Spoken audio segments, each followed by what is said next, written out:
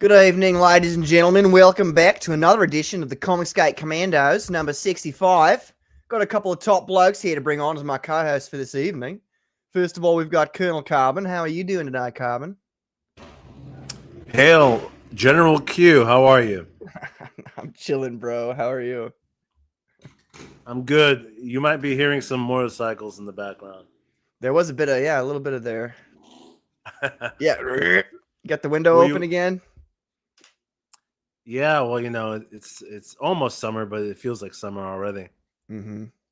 You don't think we're in June? You don't think it's summer? Technically, you know, it starts June 20th, right? Like the 21st with the summer solstice.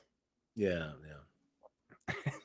I've got a long-standing argument with one of my coworkers about those solstices and such, the autumnal equinox and things like that. It seems to me. It seems to me. No, it seems to me that the middle of something shouldn't be like, okay, so if it's the longest day of the summer of the year, right? That wouldn't be the start of the summer. That would be the middle of the summer, because it's the longest. Because then it just shortens from then on out. You know what I'm saying? Anyway. Well, it sounds like it makes sense, but I think there's a scientific reason why the year is split into four like that. There's an atheistic scientific reason. No, I'm just joking. Oh, and you believe in the flat Earth as well, right? It's less what I believe and what I don't believe, and from whom. So, like NASA, for instance, it's literally like. Let's not get into that quite yet. Let's bring the co-hosts on before I start ranting. We got Frederick Gavan. What's up, Frederick? Good Abend, Herr General, Herr Carbon. Wie geht's? Hail. Wie geht's? I asked you not to do this in DMs, but you keep doing the German thing. Yeah, I'm sorry, Patrick. It will not happen again. Do you prefer French? That's much better. I don't know about that. Ich bin ein Comiczeichner. At least if he's doing the French thing, when I say, okay, stop doing it, he'll surrender and stop doing it. Fuck you, Patrick. Let me bring on. Va te faire foutre, espèce d'Américain d'enculé de merde. Gesundheit. We got Aaron C. What's up, Aaron? What up? What up, fellow Kanye West music enjoyers? What's up, Aaron? It's been a while. How are you, sir? Yeah, good to see you. Colonel. How you doing? There we go. How you doing, hurricane survivor? I should say tornado survivor. Yeah. Well, see, I live on a hill and right across the river, so it was just that front came in, and with all that wind, it pushed over stuff. Yeah. Otherwise, I would not have left so fast. I was in the middle of being charming, and then like my internet gone. Like, all right, well, never mind. You left on a high note, and yeah, there we go. It was the most suspenseful show we had to date. So, yeah. Right. Is he dead? Is he not dead? We'll find out next time. On He didn't come back for like Rufus another hour. Comics. So. Otherwise, I would have been right back. I tried, and I was like, all right, I'll just have to wait it out. I wanted to get you and Corey Barton on at the same time, but you ended up book ending the show. You were there. Well, and he's never been on my show. He used to. So we had a running gag for like a year or so, where whenever his name was mentioned, he would just happen to appear in the damn chat. I don't know how it happened, but it was a real thing. Like it was a running gag about it. It's really funny. So it would have been great. Must have The Shining. He must be connected, clairvoyant. Maybe. That's cool. I love his art. So you guys are kindred souls, as they say. Maybe. Well, let's bring on our very special guest star for this evening. Ladies and gentlemen, it is Ben Fuseboxx. What's up, man? What is up, y'all? You look like you're enjoying yourself out back there. Yeah. Oh, yeah, I'm just chilling, you know. Very vaping. Nice. How's your day been? What's going on? Oh, you know, I've been doing well. I was off of work today, so, you know, did some errands, played a little video games, and now it's game time. So, you know. Yeah. What games were you playing? Oh, it's embarrassing. I don't know if I can say. Stardew Valley. Yep, Stardew Valley. I knew it. I was playing The Sims. Animal Crossing. Oh, yeah. Sims is all right. boomer.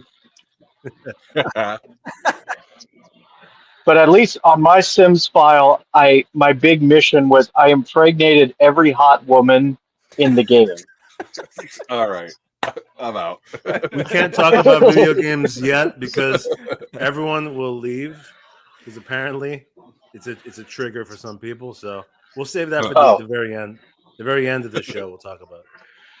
Yeah, there's a new MGS trailer too, which I did want to talk to you guys about. Ooh, there's a new Fantastic Four trailer as well. Wait, what? Yeah. Like the movie? You didn't see it? No. It's the best one so far. Oh. Well, let's start with that then, shall we? I did see that there's a bunch of toys. I have to be real. The toys look awesome. Like all the aesthetics for this movie look so good. Like everything other than the casting and Thing's voice looks so good. It's a dude, in this new trailer, it's like 90% good. Okay, 99% good because the Thing doesn't speak. And everything is absolutely beautiful. You know, it's if you can get past the casting, it's actually a great trailer. Okay. Oh, the official trailer. Hold on, let me bring this up here. It's funny. I just earlier today I texted my woman. I was like, we need to figure out what summer movies we're seeing. You know, it's like we get the membership, so we've got a few tickets saved up. I'm like, let's pick what movies we're doing. You guys gonna go see Superman? I don't know. That's debatable. I think I want to hear what people are saying about it before I go see. But Fantastic Four, I think I want to see either way because it looks great, and I haven't seen Fantastic Four, in a while. So, I mean, I like the old movies, like the early 2000s movies. Those were great. So.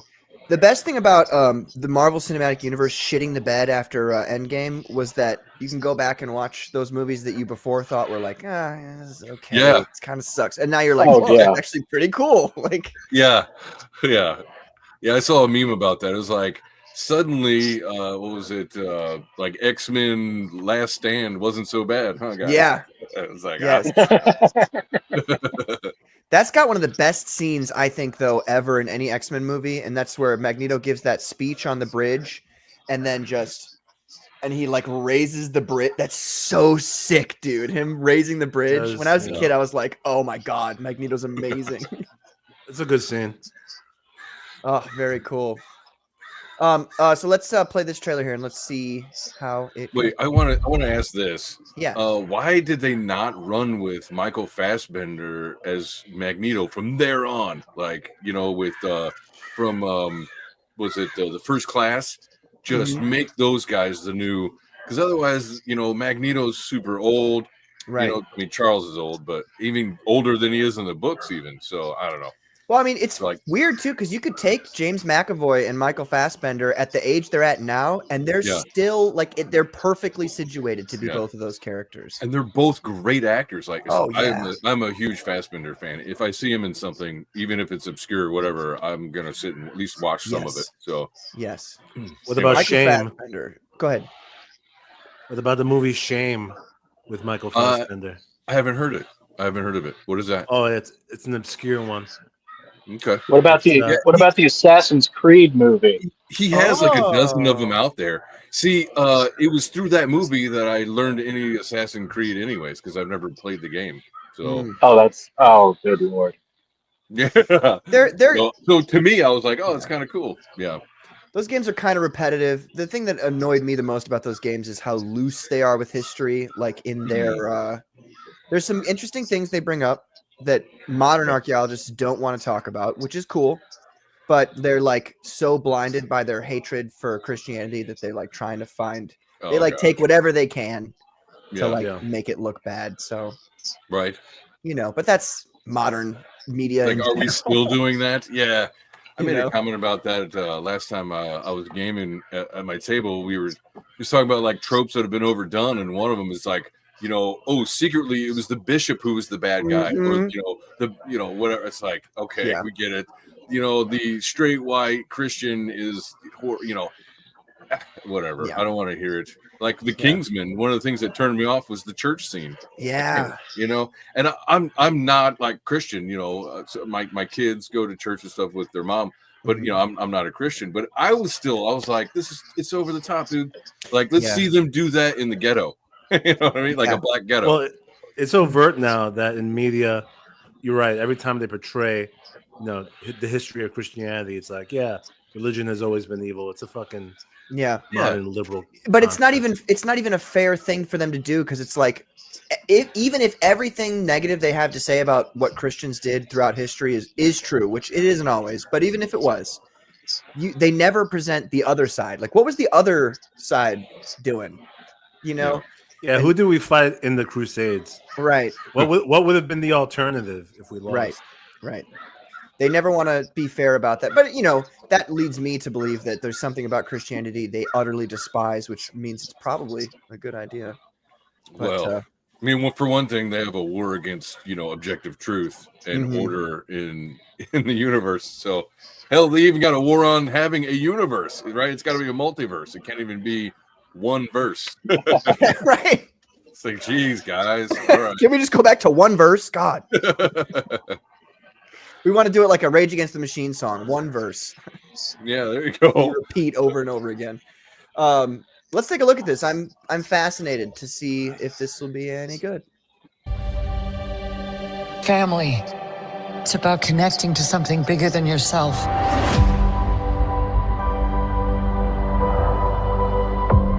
Whatever life throws at us, we'll face it together. Johnny, now! As a family.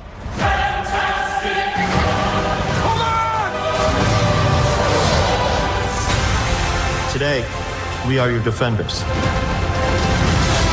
The four of us will face the danger, and we will protect you. Is this guy good?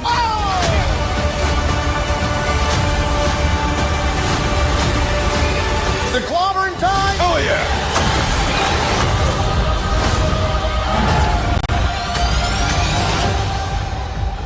I finally knocked it off the list. List. The new spacesuits. I take back every single bad thing I've been saying about you. To myself. In private. So is Johnny like a gay twink or what's going on?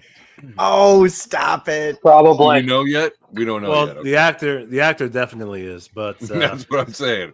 You're supposed to be I'll acting. forgive buddy. it. Yeah, but that's all actors in Hollywood, Carbon. Yeah. That's fair. Well, no, but he is particularly twinkish. Except for like Chris Pratt or something. But yeah. Bro, he is so gay, says Galaxy. Yeah, he gets it. Wow, you guys. Flame on, right?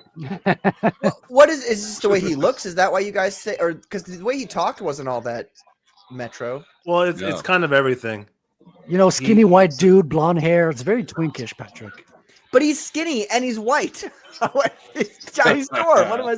I mean, it's just the way it goes. When you're a skinny, kind of small in stature boy with that short haircut, it's like, and his voice is a little bit effeminate. Like he has that kind of modern, like, I don't know what it is. It's become popular. It's like, I don't know, like Kieran Culkin from what was that show? Succession. Kieran Culkin, Macaulay Culkin's brother. I heard that's good. I haven't seen it. It's a good show. But anyway, there's a new brand of twink Hollywood men. Oh, right, like with that the Chalamet kid from Dune. Yeah.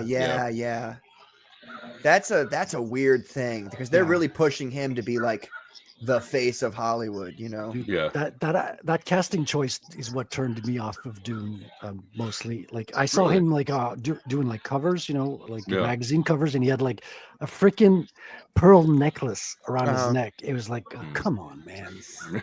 Weird thing is he does a pretty good job, and he's got a voice that when he applies it is forceful and manly.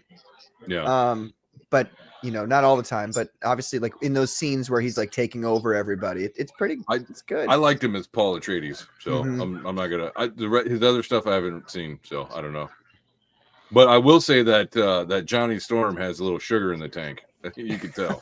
Sugar in the tank. Well, yeah, it's not. I'll go ahead, Fuseboxx. I was just saying, like, slightly off topic. Did y'all read the article that came out today that said that now one of Black Panther's son in the latest comics, is a white boy, and he is the heir of Wakanda. I'm so glad you brought this up.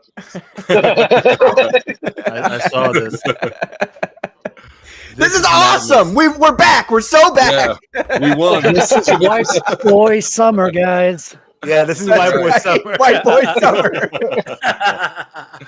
We're taking over Africa, guys. So I'm glad that I hope this continues. That so for every redhead that gets replaced by a black, every black gets replaced by a blonde. That'd be great. Let's do this. The next one should be Nick Fury. I was thinking Blade. Let's do Blade. Oh, there you go. We're gonna cast. Let's see here. Who can we cast as Blade? Even though he's almost dead, we're still gonna cast Bruce Willis as Blade. Oh God, it's gonna be great. Forget what he's doing. Poor guy. He's retired. He also forgets what he's doing. Mm-hmm. Yeah. Oh, damn. Sorry. Yeah, they announced his Taylor Swift is Storm. Perfect. I like it. Print it. I think Taylor Swift is just too manly for Storm. I think. Yeah, she's got a really flat personality. Ryan Gosling is Blade. Yes, let's go. Yeah. I mean, Ryan Gosling is everybody. Sure. yeah, pretty. Like most people think that this had to have been influenced by the memes of Ryan Gosling as Black Panther. Yeah, it's gotta be. Oh yeah, I mean, I think they're desperate for sales, and I think they tapped into that meme. You know, they tapped because they need to make sales, and people are talking about buying this comic. People who have like let go of the comic mainstream for a while.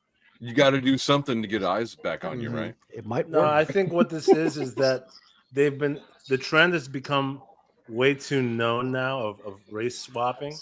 That it's become such a meme that everyone has admitted it to be true. That they're countering it by doing this one example and being like, okay, see, we race swapped in the other direction, guys. Exactly. Now? Yeah. And they're gonna keep doing it. To be fair, they're not changing the race of a character. They're bringing in his son, who's white.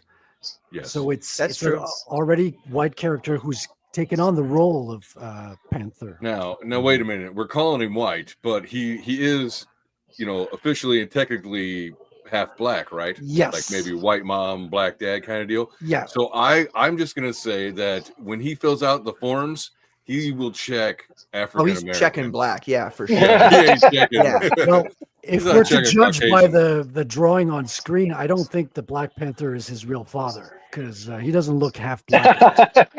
No, yeah, and they do a bad job of it. Yeah.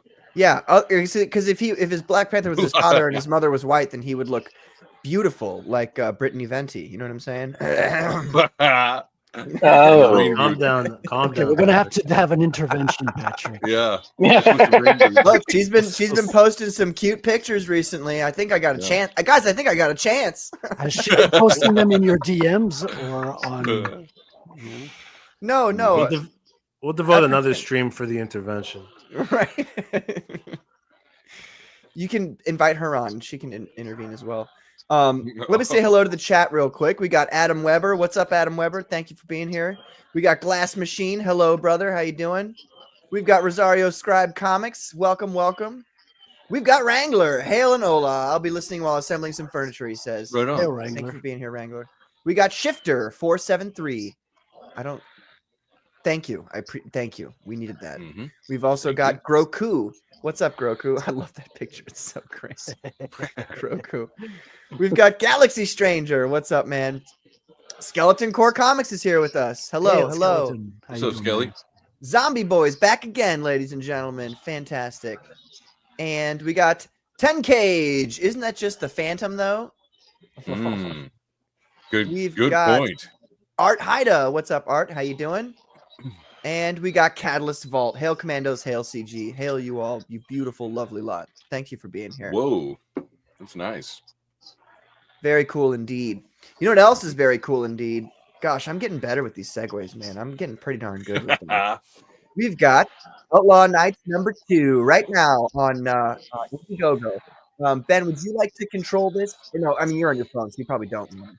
I mean, I can't, but Yeah. Well, But okay, let's play the trailer first. I'm gonna let you talk about it. Oh hell yeah!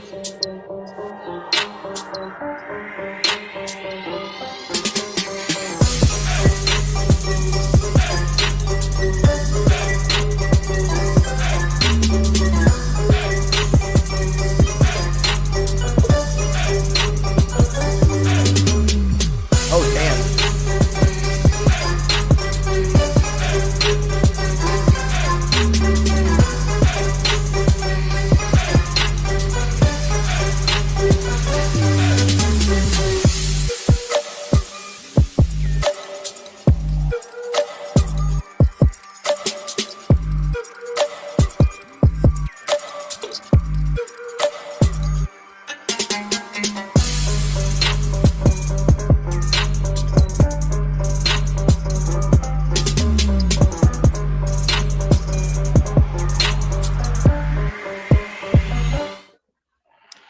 Very nice.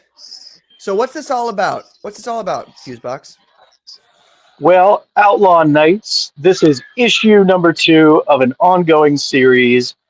Most likely going to be about 10 issues, though it's not set in stone. But Outlaw Nights takes place in the 31st century. Humanity has begun colonizing into outer space. And history is very much repeating itself as the nations of Earth are at each other's throats, competing over territory and resources.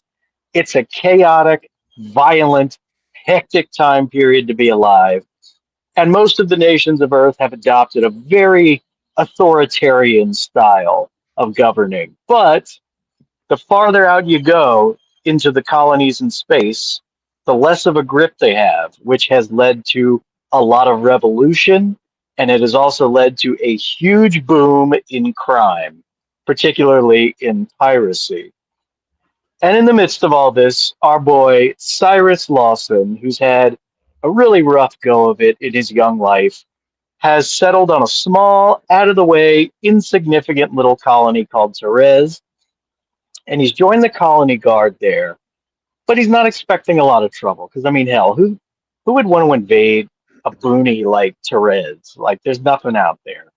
But right from the get-go of issue 1, his little paradise has been burst into as the pirates of the ship Hazard invade his settlement looking for a special piece of data. And this data is going to lead them to a treasure that everybody and their mothers got their eyes on. It is a rat race in the making of epic proportions. And so issue 2 picks up with Cyrus having been kidnapped by these pirates. And now he's getting a first-hand look at the underworld. But a notorious pirate hunter is in pursuit of the pirates of Hazard. And so our boy's going to be caught in the middle of a badass battle. And yeah, that's where we are so far. Amazing. So, let us know everybody who's involved with creating this book here. I know you wrote it, correct? Yes, I am the creator and writer. The art team you went to art team for issue 1 as well. Well, let's just do 2 because if it's different, then it really only matters that whatever the second one is, you know. So for the line art, we have got Juanito Arquaris, who has worked on several projects. I would say he's very infamous, you know, I guess not too many folks have heard of him, but he's very talented, as you can see. And hopefully he's going to be skyrocketing upward. And our colorist is actually a colorist who is very new to interior coloring. She simply wants to be known by her internet moniker, Igika Commissions. Huh. And our letters were done by a guy who, I don't know if you've heard of him. He's kind of obscure. He's called Eric Weathers. I don't, you know. We have to break his monopoly. He has a monopoly on all comic book lettering. Too powerful now. See, you know, like he hasn't gotten a lot of work, you know. We got to get him established, you know. Yeah, exactly. You got to get his name out there so people start hiring him for things, you know? Exactly. Frederick Goumand is also available for lettering. That's why he spoke up about that, by the way. That's right. Okay. Hell yeah. Son of Watt says, this sounds fun. Well, get yourself both copies because you're going to want to be in on this because I've always loved the concept of space pirates, but I feel like everything I've seen space pirates in, that'd be a great abbreviation. It is, Pirates is, Pirates is great. You just created a thing there. The Spirates. But freaking but yeah, like I've every time I've seen them in like anime or in old shows or movies, whatever, they've never been done to my satisfaction. It's like I love the concept, but I've never liked the execution that much. So it's like I wanted to do a space pirate story that was going to get people hooked, get people jazzed, get you know what I mean, like get those characters that you could see yourself being, you know, like having cool, badass abilities and powers and guns and. I mean, I can already see myself being one of your characters. They have the same like glasses as I do. He's got these nice fancy like high tech. I did that on purpose. I knew you were going to be on the show, and I made the character look that way. The character's name is Fred X. All right, I'm buying it already. So, Ben, what? Obviously, it's a sci-fi. What sci-fis inspire you, and maybe inspired this book to come about? I would say, well, like the original inspiration wasn't even a sci-fi; it was Pirates of the Caribbean. Oh, nice. And it was just that I loved the spirit of the story, and I wanted to kind of bring that into a more futuristic setting with like a bigger arsenal of like weapons or combat abilities and techniques, just to make it more fun. Mm-hmm. And when you say spirits of the story, you're talking about rum specifically, or other? I mean, just like. Well, like a lot of people, you know, who watch the first Pirates, they latch on to kind of the obvious visual cues and such. But like for me, I always enjoyed how there's that moment where Jack's drunk on the beach with Keira Knightley, and he's talking about how to him his ship it symbolizes freedom, like just pure, unabashed freedom, and that's his ultimate value as a character. He doesn't want to be latched down by anything. And I feel like there's something to that spirit that I wanted to bring into a more, I guess, postmodern setting, especially since back then governments were very authoritarian, and I think in a lot of ways. I was just about to say, and now, thank goodness that's over. Sorry. Now they're starting to get back into that mindset. So with all of that, it's like you've got pirates who represented just like we're going to govern ourselves, and we're going to do things our way, and we're going to be and we're also going to be bad boys. We're going to be assholes. Do they have a code they follow? The Pirates of Hazard, definitely, but there are other pirates who play things more fast and loose. Okay. Well, I'd say we bring them up on RICO charges. I want them in court. Right, let's a bunch of criminals. Get them all out of here. You can try. Let's see. I was just saying. The future will. Go ahead, Ben. Go ahead. You go ahead. No, but I agree that I think the future will actually be like this. We'll get to the point where there will be a lot more pirates. It's going to be like cyberpunk. This actually, this reminds me a little bit of a blend between cyberpunk and like 80s neuromancer kind of stuff. I don't know if you're familiar with that book. Blade Runner, that kind of future. I know Blade Runner. Yeah, everything goes. Yeah, so no, I like the feel. I like the theme a lot. Oh well, thank you. That's pretty much what I was going for. And I also loved This is, I know the title sounds similar, but believe me, I did not base it off of this title, but I loved the 90s anime Outlaw Star. Hmm. And I feel like, and I love the 90s anime better just in general. Mm-hmm. Yeah. But there was something about the aesthetics in Outlaw Star that I really enjoyed. But they didn't do space pirates right either, in my opinion. They made them all mystical, and we don't need magic on top of everything, you know. Mm-hmm. Have you seen Well, Cowboy Bebop? yes, I liked it all right, but again, I wanted more pirates. But you know, Yeah, but it was a pretty good show overall. oh yeah, definitely. Fantastic show. Flady says, I came here for a comic version of Ice Pirates, so I'm out. Everybody always brings up Ice Pirates at some point. What are Ice When Pirates? When are we gonna let go of Ice Pirates? I've never Ice even Pirates. heard of Ice Pirates. Apparently, like I had never heard of it until I started promoting Outlaw Nights because people brought it up, and I looked it up. It was a movie in the '80s about space pirates, and I haven't seen it, but from the images I've seen, it looks very embarrassing. And so, but apparently people love it to death, and we got to let go of that. Replace Ice Pirates with Outlaw Nights in your mind. Galaxy Stranger says, 80s kid here. Ice Pirates was legendarily bad, but we love it. We loved it at the time. And then Glass Machine says Ice Pirates is amazing.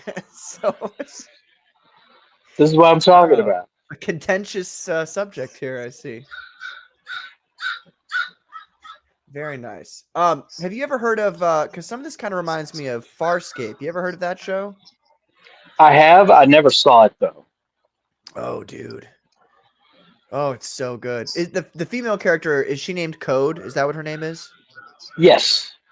She reminds me of Officer Aaron Sun from Farscape. One of the best shows I've ever seen in my life. Probably one of my favorite shows ever. So I'd recommend that to anybody. Farscape. It's just absolutely spectacular. Yeah, I've heard good things. Go ahead. This is the future. We don't, there's already, we know how to cure herpes instantly. Come on. So how long is this campaign going for here? I think, what do we got left? Like 20-something days? 26 days. And then we're going in demand.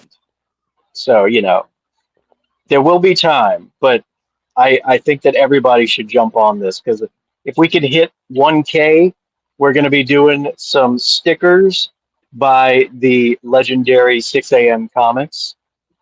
And I really want to get those going, but, can't do that unless we can hit the 1K marker.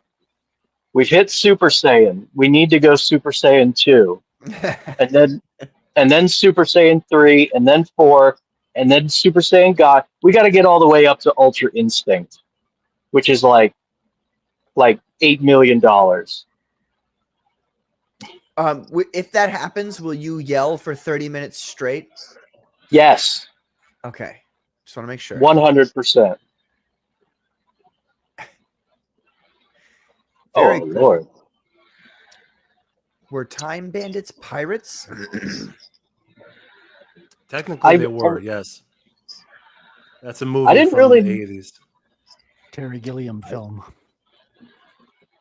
See, I was thinking, when I heard Time Bandits, I was thinking of like a PlayStation 2 game or something. Oh, yeah, there is a game called that.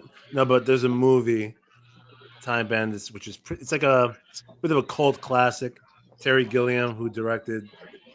Like they travel through time by jumping into a cupboard. A cupboard? Yeah. Yeah. It's very, it's very strange. Lordy. Was there... That's interesting. Was there an Indian in the cupboard? I don't recall. I think one of them was dressed as an Indian, actually. Yeah, I think it is. Oh, wow. Well, so there you go. Did you guys ever watch that show? That movie's amazing. When I was a kid, I was obsessed with that movie. I don't know why. Indian in the Cupboard. Anybody? Anybody? Oh yeah, yeah, I read the book. That was I a never staple even of heard of it. elementary Great school book. literature. Yeah. Are any of you guys familiar with Captain Harlock? Yes. No. Great Sounds anime. familiar. Yeah, it's an anime. I grew up with the French version of that. It's another space pirate, Corsair to be specific. Corsair, yeah. Wasn't Corsair the father of Cyclops? Yes. Corsair is a kind of is a type of pirate, I think. Yeah. Category. Yeah, I think they were pirates mostly in the East. And they also aided Sauron in his siege of Minas Tirith. Yes. Yeah. From Umbar. There was one of those guys actually was one of the Ringwraiths. Did you guys know that? I just found out the other day. That one of the Easterlings, maybe not the pirates, but one of the Easterlings was a Ringwraith. Yep. Huh. And I think there was also Sauron a going all the Numenorian. way down there to give a guy a ring. They must have had some pretty good spices. I know like the Easterlings, most of the Easterlings and the Southrons, they all pretty much worshipped him like he was a god. Except for like little pockets of resistance. I know a lot about Tolkien. Yeah.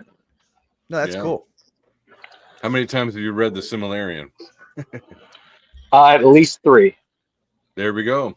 You definitely know Tolkien. That's awesome. At least 3, he says. I could just barely. I got through it once, and I was like, okay, that was cool. He's like, I'm not sure, but at least 3. Right. That's not even a straight. That's not even a straightforward story. That book, is it? I haven't read it. But, No. No, it's just a collection. It's basic. It's like the Bible for Middle Earth. It's like you have your creation story, and you've got multiple stories that all kind of connect together in in showing the way the first age plays out, and then most of the second. They kind of skim over the second age. Why do you think that is? I think it's mostly just it's focused on Numenor, and it's about like how they were just like at the pinnacle of human civilization, but then eventually, like from after several generations of kings, then they start slowly turning evil, begin worshiping Morgoth. Sauron becomes an advisor to the last king. And he basically tricks them into trying to take immortality by force, and then that's when God finally intervenes, like directly, and reshapes the world and sinks the island of Numenor. That doesn't sound like anything in actual, human history at all. So you're telling me the king was presented with a central bank? Is that what you're saying? I'm just trying to clear it. Definitely. And he had weaponized the IRS, and he was definitely playing off the media to a degree. I was gonna ask if that was the book that was his racist book. I guess the answer is yes. Sure. No, it's like they all keep that whole rumor mill started because orcs were described as having black skin, but obviously he didn't mean like African skin. He meant like which is brown, black skin for the record. Oh man, that's crazy stuff. I mean, that's crazy stuff that people would even assume that that's what he was talking about, Are you sure Tolkien didn't skip that part because he knew Amazon was going to cover it and do a shitty version of it? Yeah. Oh, he knew. Or the rangs. Yeah, the rangs. Look, man, we got to get that rang back for Sauron. Shit. Knowing the way Tolkien was, he would have been livid just about like the Peter Jackson movies. And those were great. But he was like super like, no, I don't, like nobody else should touch this. Like, no. Flatty says, got a bail for the night. Good luck on the launch. Highly recommend. Backing issue 1 was good. Nice. Highly recommend backing issue 1. Brother, what is this sentence? Highly recommend backing issue 1 was good. Issue 1 was good is what he's trying to say. And he highly recommends backing. There should be a semicolon. Highly recommend backing, semicolon. Issue 1 was good. Or even a period. Yeah, people in the chat, get your punctuation right. Golly gee. Don't See, you know what Patrick's show a this writer. is?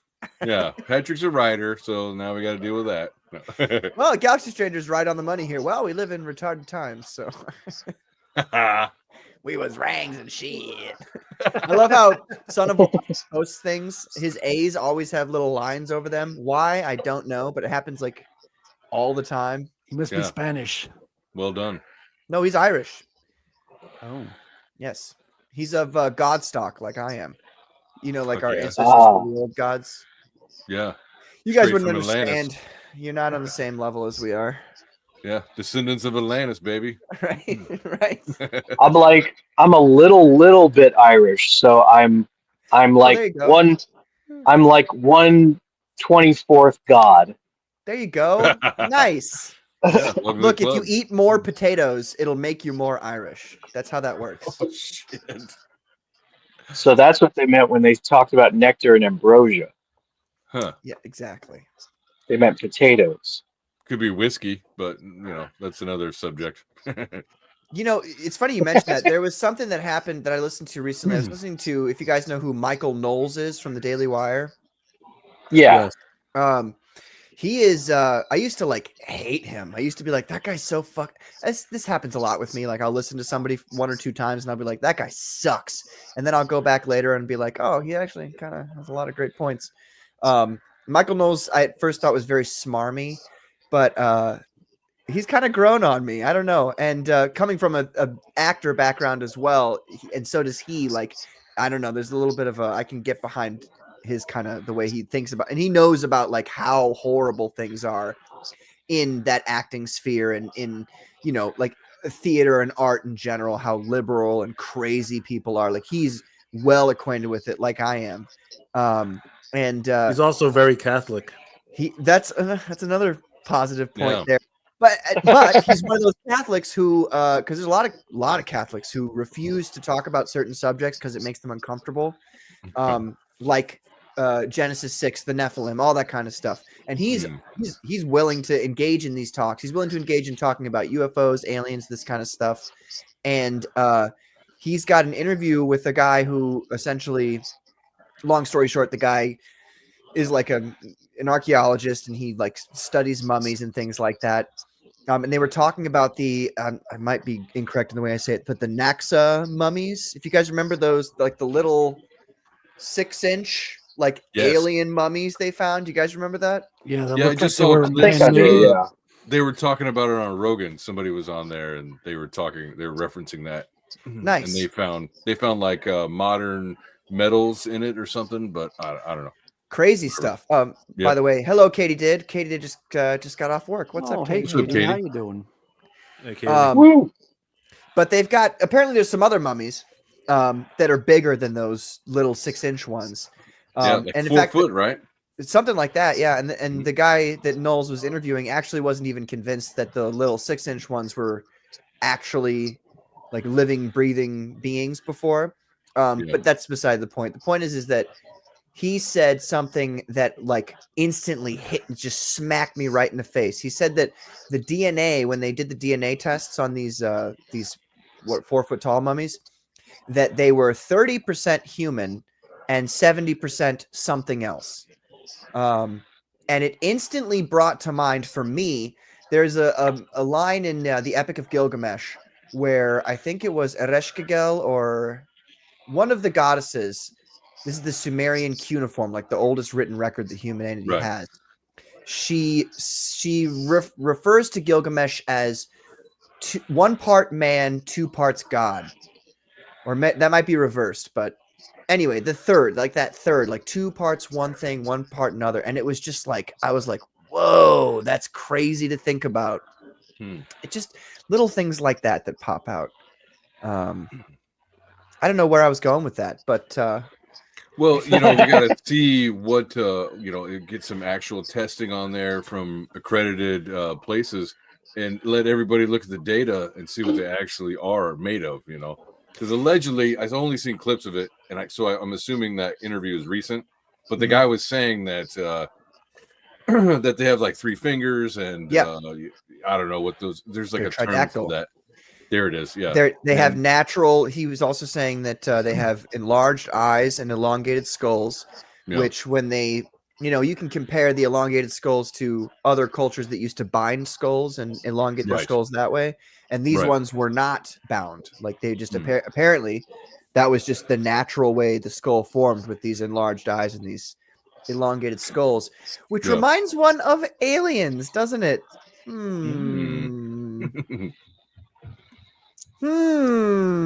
Nefs, he says. Yup. Yep, they're different. It's crazy stuff. It's fascinating, terribly fascinating stuff that we're now allowed to like have conversations about. And to push back against what you said, Aaron, about getting accredited people to look at these and all that. Yeah. I don't know how you guys feel, but I personally feel like at this point that the experts in any field are not to be trusted, and that they answer to the money. And so, like, for instance, the experts of like when COVID was going around and they were like, oh, no, it's not from China and it's not man-made and you need to get the vaccine now. Those experts were completely full of shit. Every single one of them. And they're paid off. Totally. And I'm not trying to give the fallacy of authority or whatever. So all I'm saying is let us see the data, right? And by accredited, it's like people that can be trusted, and you've seen their research as well. Like we live in the age of data, so anything that is possible to know, we should be able to know as a group, decentralized knowledge and all that. I'm not saying Smithsonian should, send their best detective in there, right, and make shit up. He just instantly starts a fire. Wait a minute, that's not what we. Wait a minute. What burn it all. What are you talking about? What bones? Right. What bones? The truth is, we've gotten to a point where you're right, Patrick.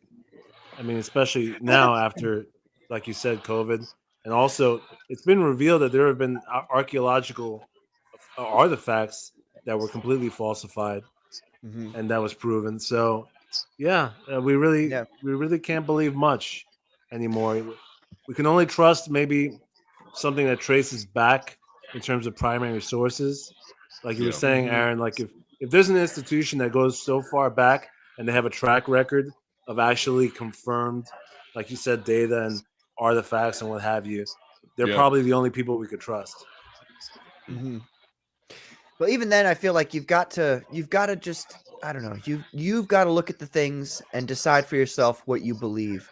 It gets to a point where, and I've had this argument with some people in my life, like coworkers, and for instance, who are they need to have the authorities say this is the correct answer. Like they have to have that, otherwise they don't think anything is real. And what it comes down to is that this whole thing that we all talk about, that we all want, called evidence, this whole empirical materialism thing, what it really boils down to at the end of the day is somebody having a testimony about what they saw or experienced. It might have been an experiment, it might have been whatever, but it's always some dude or several dudes writing down what they claim to have experienced. And that's what all of human history is. Every religious book, every document from historical records, it's all just a dude writing it down from his perception. And so it gets to a point where all evidence comes down to just being testimony from a guy. So you've got to like, okay, what are this guy's motivations? What things, why would he say this? Like, does he get any benefit from saying this outside of just saying the truth? You know what I mean? Well, you're talking epistemology, like how do you know what you know kind of stuff. Exactly. But I will say, like I was saying with the data, if you put it out there for everybody to look at, then, people that aren't in the space, maybe, some autist crazy, just they focus completely on that, and they know so much about it, even though they never got a degree in it. Whatever marginal character you want to say, but the point is that whatever their arguments are, the truth, the data will be able to back up whatever they say. So it's just the fact that they know how to sift through it, so that I don't have to. Right? Yeah. Is that appeal to authority? Yeah, I guess in a way, but at the same time, with so many people out there, you can also appeal to the community. Well, it's an appeal to efficiency as well. Not everybody has the time, the effort, and the capability to sift through information like that. So sometimes you do like I trust that what the guys who translated the Sumerian cuneiform, I don't know how to speak Sumerian, so I trust that what they did was as close as we're going to get, and then we just move from there. We just take that and move from there. Well, and that's a great point, because who's that? The guy that did Chariot of the Gods or something like that, the one that made the idea Sitchin. Yeah, Sitchin. Yeah, Zachariah Sitchin. He put out those books in the early 70s. Not a lot of ability to look over his work and really see his translations. Now you look at it, and there's like a whole bunch of people who can prove that he was translating it incorrectly. Right. So a lot of the stuff that he said was completely fabricated. And and that kind of stuff is what I mean. And that's what matters, The internet does have its good points. Yes. Well, you bring up a good point, though, that the internet hopefully should be just pure, unadulterated sharing of information, and people can decide for themselves what they think. It's not. I don't think it's that way quite yet. I was hoping that X would be that way when Elon Musk bought it, but then again, Elon Musk is into the whole space race thing, and I don't know how you guys feel about that, but the moment you get involved in the space, and like you're talking about space and going to space and stuff, I think you're a fucking liar. So that's just how I feel, but I don't know how you guys feel. So sky's the limit. I just wanted, literally the limit. I just want it to happen so that Outlaw Nights can come true. But right. There we go. If we survive, it is inevitable that we develop the ability to travel around, obviously the solar system. But I give Elon credit. He's not perfect, but at least he's been somebody who's been pushing for it to at least be worked on. Because what is it, like maybe 20 years ago, nobody gave a shit anymore about going into space. And so he's actually putting a lot of money into it, and they're developing things that are pretty damn impressive. So, but do you guys ever question why that is? Do you ever question why, like, apparently the most important thing humanity ever did was put a man on the moon, supposedly, purportedly, and yet after that we were just like, all right, well, that's it. Yeah. We all lost that technology somehow. Yeah, right. We lost the technology. Sorry. Well, the good thing is that they recorded over the original telemetry tapes. So right. Yeah. I'm glad they did that. It's really cool. Why wouldn't you? Why wouldn't the greatest achievement of mankind, and you like Christopher Columbus erased his map after he went to the New World. He's like, well, we got there. Who needs this anymore? Who needs that shit? We needed a blank tape for the Super Bowl that year. Like, come on. Yeah, birthday party. If you told me that it was some like first-time father and he accidentally taped over it to get the birth of his child, I would actually maybe kind of believe you. I'd be like, okay, all right. Yeah. No backup of the most important achievement in mankind's history. Yeah, but you got the birth of Bella Richmond. There you go. Okay.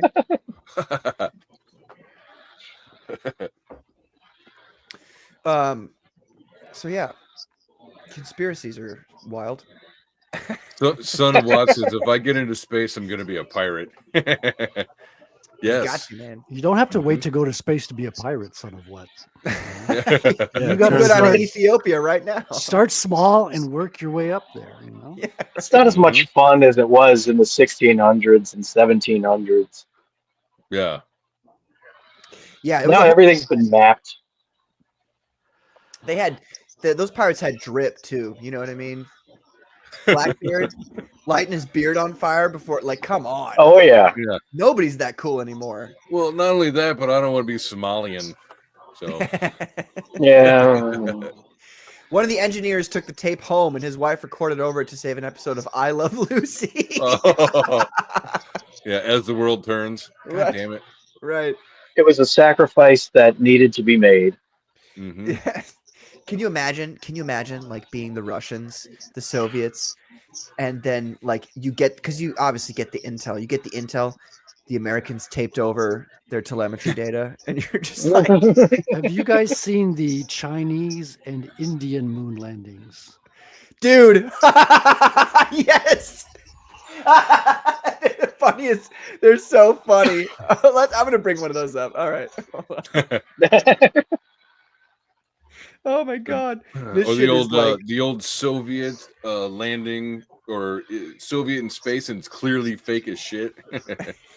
It's like, man, bro, okay, if we lost the technology to like go to the moon, then the Indians lost the technology to make a convincing moon landing video. Like, it is, yeah, work on your CGI. oh my god, dude, here we go. It is laughable. It is literally laughable. That's why I laughed so hard. All right, here we go. One of the greatest achievements of humankind, ladies and gentlemen. Don't make fun of it. Don't laugh at it. You can see the Honorable Prime Minister, the Honorable Shri Prime Narendra Minister, Modi ji, who is here to encourage us.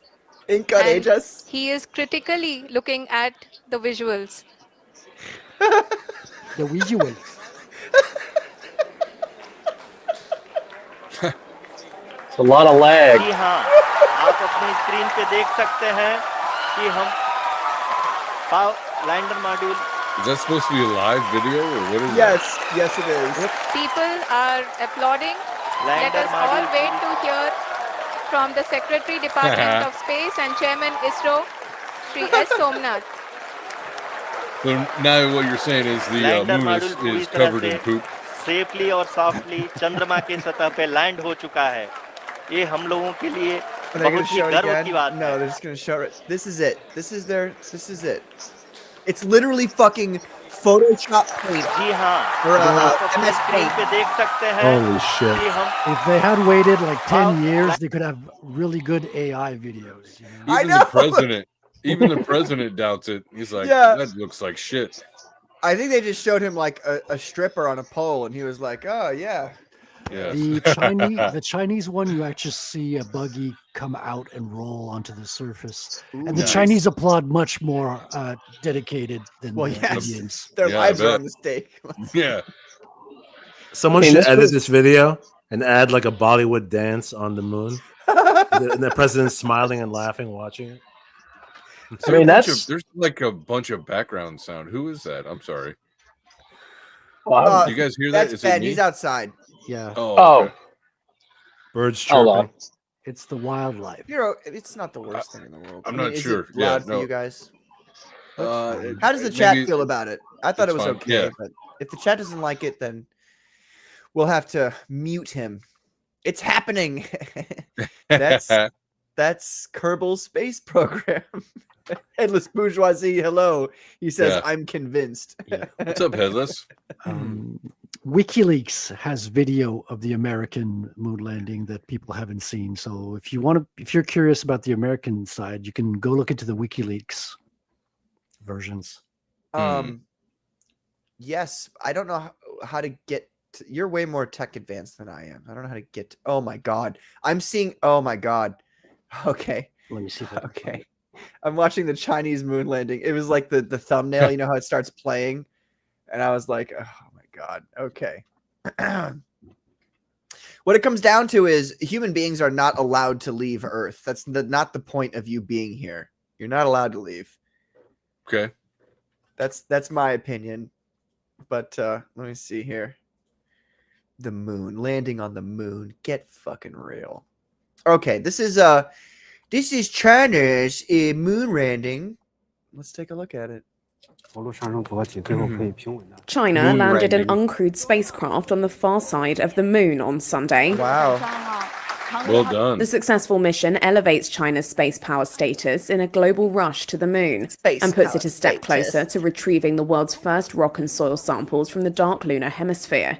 Countries, including the United States, are hoping to exploit lunar minerals to sustain long-term astronaut missions and moon bases within the next decade. But they can only do it on the dark side. Landing is China's second on the far side of the moon, a region no other country has reached. Right. If all goes as planned, the Chang'e 6 crafts mission will provide China with a pristine record of the moon's 4.5 billion year history and yield new clues on the solar system's formation. Right. It will. By the way, spoiler alert, God didn't make the universe. That's what China's going to tell us. Wait, I have a question. Okay, so we have telescopes that can see the surface of the moon, right? So can't we just like look at what they left up there? I mean, that's got to be a thing, right? There are telescopes that look at this shit. Oh my God. I'll say this at the very least, China, you know, they're upgraded in that they have the PS2 graphics, whereas you read my mind, dude. I was gonna say that. India is still doing like 16-bit side scroller stuff. Yeah. Like, That was like Genesis graphics. Yeah, it was. Oh my gosh. Wrangler says, please tell me that this is a joke. They can't be that dumb. Right? Wrangler, the funny part is they don't have to be that dumb. The public has to be that dumb. And the public has accepted, because it's been propagandized throughout everybody's life, that we have gone there. It is a real thing. It's all 100% above water. So the public, when your perception is it must be true and you're shown something, you're inclined to believe that it's true. So I heard something absolutely fascinating about propaganda. Somebody once told me propaganda isn't meant to convince you of something. It's meant to convince you that everybody else believes it. So you go along even though you're not convinced. It's right. If everybody pretends, then it becomes fact de facto. Right. It's actually a fascinating thing about the human species and consciousness in general is that if a lot of people believe something, sometimes it kind of becomes real, even if it's not. And it is really, really fascinating. I think what that does is bring it back to, and maybe I'm being a little bit too heady for this show here, but you know, it brings it back to that consciousness is the source of all existence.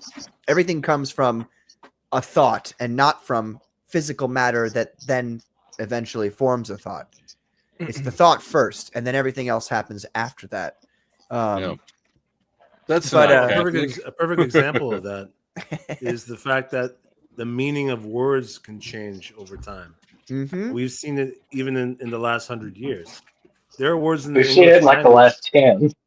Yeah. But even before the whole SJW liberal shit, there were words like that in the early 1900s because everyone started using it for a different meaning that are now thought to be like, okay, this is what it actually is. Does that word start with an N? No. Oh no! Just the word "gay" used to mean happy and joyful. There you go. So right. Wait, so funny on that. I'm so glad you brought that up, Frederick. Sorry to interrupt. So I was watching like old Goofy skits from like the 40s and shit, and in there I was watching with my son.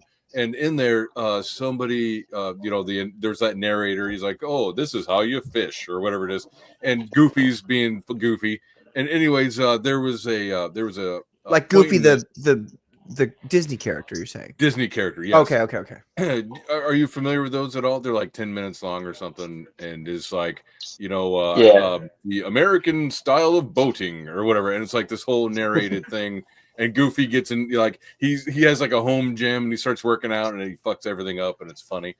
Anyways, so we were sitting there watching and they say the word "gay," and I was like, it doesn't mean the same thing as it does. He's like, "Dad, I know, I get it." So it's so funny that it's like the way that word has changed over time. You know, it's like it used to mean funny or happy or having a good time.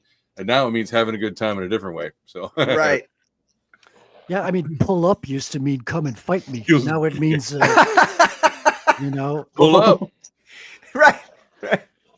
Mikey Gates, hello. He says, hello, Mikey Gates. How you doing, man? He says, Eric is the same thing with his fans. He's the Black Stan Lee who can't do a double page spread. No, it is actually and I've noticed this too. Like it is that. Like if he says to his fans, because he's got a lot of sway with them, this is what the truth is, then they believe that to be the truth, despite any level of any, it applies to lots of people, not just Eric July, but that's a great example, is that, yeah, if an authority figure, if a figure is perceived as an authority figure and they say this is the truth, then a lot of people, a good 85 to 90% of people will be like, yes, this is the truth. And then they get mad when you question it. It's fascinating. It's a fascinating phenomenon in the human species. Yes. I feel gay watching this stream, says Son of Watts. Queer used to mean strange or odd. Yeah, yeah. I put the WikiLeaks in the private chat. I have it. Let's take a look at it. The term Uncle Tom is actually a perfect example. I was trying to think of a perfect example, but you know how now it's misconceived as being an insult, when actually originally the Uncle Tom character is a positive character in the book. But because it started getting used as an insult, right, within the Black community, everyone believed it to be true because of the emotions around it. And now most people don't even know the origin of it. It's been confirmed to be an insult now. Terribly fascinating. There's no groups of people or countries or forms of government that's been treated that way. Just so you guys know, I'm going to cut you off there. If there's any group of people who you think have been portrayed as selectively evil throughout all of history, there are always out of evil 109 countries. or doing the kicking. It's just funny. Yeah, it's just a funny thing where like a lot of humans, I don't think that they're incapable of questioning what is presented to them as being the truth. They're unwilling because they're in a comfort state. They get to a comfort state where they're like, I understand reality this way and I want it to stay that way because I'm comfortable. Right. It's a fascinating thing about humans. It's really crazy. Uncle Tom was married to Aunt Jemima. Bro, they did us dirty. Wasn't Aunt Jemima? She was on the syrup bottle. Right. And they took her off because of racism. They said it was racist. Isn't Uncle Tom and Aunt Jemima, isn't that the actual parents of the new Black Panther? Dude. You mean the white Black Panther? Yeah. Yes. No, his mother is technically a snow bunny. Right. It's a Saska sister. Got it. Sambo was the bad guy, not Uncle Tom. His name was Sambo. That's pretty sick. I didn't get that far in that book. I got bored. Yeah. Well. Oh, here's a great one. Headless Butcher, a faggot used to mean a bundle of wood. You know how many times Gandalf says faggot in The Lord of the Rings? At least 3 times. Oh, yeah. At least. I mean it. Yeah. I'm not joking. Like, he actually says it. And all 3 times he's talking about Frodo. You little faggot.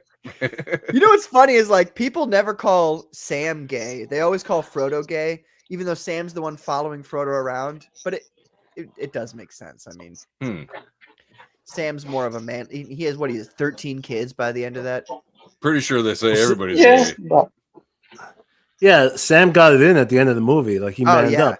Yeah, hey, he just made out with that chick. He's like, the bro. He had a crush on this chick, and then he left for like what was it? Fuseboxx. In the books, it's like what 10, 15 years or something that they're gone.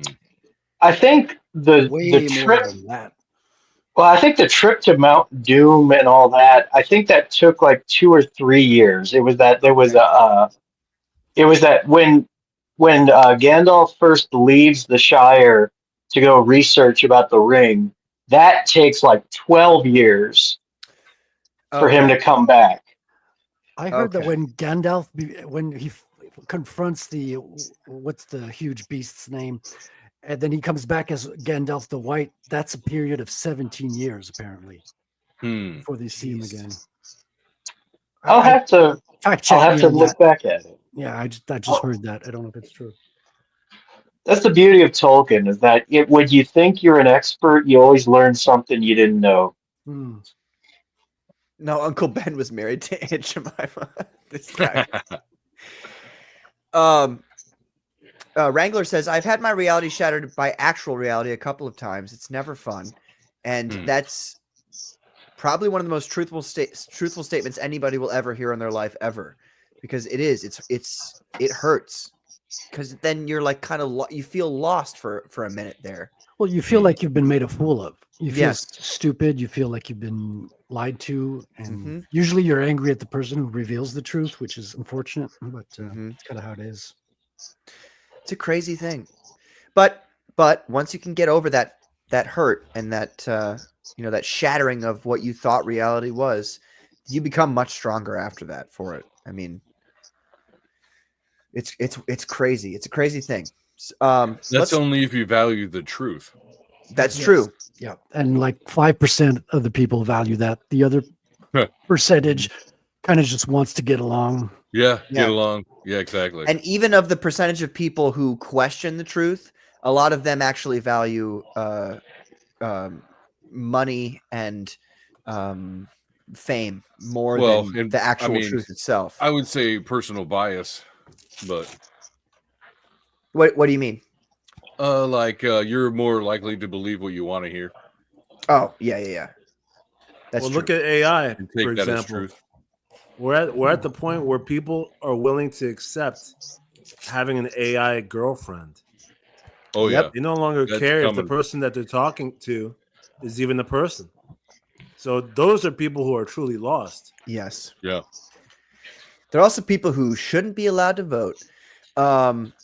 Wrangler says, let me rephrase that. Never fun, but ultimately worth it. No, you don't need to rephrase anything, but it is. Yeah, you're right. It is ultimately worth it. It is really worth it. I need to run to the restroom real quick, grab a few more beers. I will be right back. I don't want to play this without. I don't want to. Look, I'll take it off the screen for a minute. Carbon, you have control for a second. It's only going to be like 2 minutes, but I'll be right back. With great power comes great responsibility, Carbon. And Well, he dumps this on me like last second. I don't have anything pulled up. No warning. There's some stuff that actually later on in the show I did want to look at some trailers, but actually there's a clip that I just saw on Twitter that was pretty interesting. And this won't take long for me to pull up. It's somewhat connected to what we're talking about in terms of how the mind can fool itself. And then we start to believe what we want to believe, pretty much. Yeah, here it is. A clip on Joe Rogan from yesterday. It's only a couple of minutes. Bear with me 1 second. Sure. It's just dead air. It's fine. All right. You know.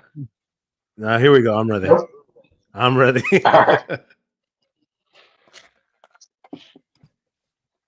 We could also play, Kanye's new song while we wait. There we go. We're back. I can hear. I'll be right back. So this dude is, he calls himself a mentalist. Not technically a magician, but he does stuff that people consider magic. But I like how he deconstructs how he's able to figure stuff out by simply reading their physical tells. So this is actually a pretty cool clip. How long you been married? 16 years. Okay, nailed that question. Well played. Thank you. You got your sister's happy, your wife's happy. If I ask your wife, know your security number. No. She doesn't know it. No. So, know your security number. I don't think so. Right, you say I'm a stalker. Who knows? Yeah, you could have got the information. Maybe. Online. Agreed. Yeah. I'm skeptical. You're skeptical. Well, especially someone famous. Yeah. Fully. Plus, you can't change that, so I'm not going to do that to you. Data dumps. You Yeah. know, if I told you right now to make up a random number, I'd say, get out your calculator. I'd love that. And you add it up and you do a random number. I'm screw calculator. I want it to be spontaneous. Would your wife know your ATM PIN code? No? No. Lie to me. Do not tell me your real ATM PIN code. Okay. Obviously, unless you want to. Make up a fake 4-digit number off the top of your head. What feels to you utterly spontaneous. When Okay. I say go, 1, 2, 3, 4-digit code, random, go. Okay. Say it. 2020. 2020. Okay. So you ask me, how do I do what I do? I'm going to write down 2020. Okay. It's weird, but statistically, men will lie bigger, women smaller. Men like to lie by saying things are bigger, right? No shocker. Okay. So I don't think I would tell you right off the jump for me that means that your first number, you don't have to say anything yet. I wrote 2020 is smaller. That's what most people do when they're rushed. If I had given you 5 minutes, you would have done this different. No, I wouldn't have. No, you would have. Why would I have? Because you would have thought about it, and then people go down a different path. Nope. No? Nope. Okay, worked out for me either way. You'll be honest if I'm right. Okay. I got a hit, which means it's a 0 or 1. I think the first number of your code's a 1, isn't it? Your real PIN code. My ATM PIN code. Why would I tell you that on the air? Should I only show this to you? Sure. Only show it to you. Yeah. Can we acquiesce that the first number I got was correct? Yes. Okay. Now, you did repetition. So yeah, I like the fact when people always say to me it's fake when they watch the videos, they're like, you must have set up. Joe doesn't even want this to happen right now. He had no idea this was going to happen. You used 2 numbers in repeats. What that means is you probably did the same thing. You also didn't use any of the same numbers. So I know there's not a 2, a 0, or a 2 in it. I don't think so either. Mm-hmm. And I'm watching you while I say it. You put the hand up. You might as well have said yes to me out loud. So now I know. Think of the second number, okay. Third number, fourth number. Got Every it. time you did it, it's a data point. Okay. I'm only going to ask you one more question. I'm not looking for answers. The last number is the biggest, isn't it? Yeah. Yeah. I'm showing this to you. Is there a camera behind me? I don't want to make sure. I'm only going to show it to you. It's not 2020. How'd I do, Joe? Is that your ATM PIN code? Yeah. Yeah. That's weird. Look how uncomfortable. Yeah. I'm skeptical because I've got that PIN code in the mail. He's calling his bank right now and be like, Joe, do you know this? Has this guy been playing the long game? Yeah, I don't like that. Fascinating. Oh, no. Oh, no. That's crazy. Yeah, another very known mentalist carbon is called Darren Brown, a British stage magician who does incredible things. He uses mental techniques, neuro-linguistic programming to achieve a lot of what he wants to do, what he does. And it's magic through the mind, and it's mind-blowing. Yeah, physical tells. Go ahead, Patrick. I was just going to say, it reminds me of the show Fringe, if you guys have ever seen that. Yeah, that was a good show. Mm-hmm. Or what was the one with the two? They were Psych, where there was like the white guy and the black guy, and they play off each other and that's what I investigate. meant to say. I said Fringe, but I meant Psych. And he would totally just read people and then bust them out. Yeah. Sean Spencer. My bad. Great show. Yeah, I love stuff like that where people are able to deduce stuff based on people's reactions to what they're saying, especially when it's stuff like that can go only one way or the other. Yeah. And then you're able to break it down till you actually got the answer from them. I love it. Couple things. Black Angus reviews. This is probably your second time here, I feel like, Black Angus. He says, "Sup, gay lords." That's another example of words that change. That used to be an insult. Now it actually means clever people who see through things. It's wonderful. Yes. Words change. Nice. Like that. We appreciate the compliment, Black Angus. Thank you. Wrangler says Fringe was great until the last couple of seasons. Yes, I'll have to go rewatch it again. I feel like the last season, there was one season, like I think it was 3 that was no good, and then there was one, like the one after that was like really good. I can't recall though. It's been a long time. I worked on Psych, says Son of Watt. What'd you do? If you can tell us. And The Mentalist was a more grounded version of Psych. Okay. Yeah, that was a fun show. And what's her name? Oh, was it Babe? Katrina Lawson. I think that's her name. She's not related to Cyrus Lawson. No.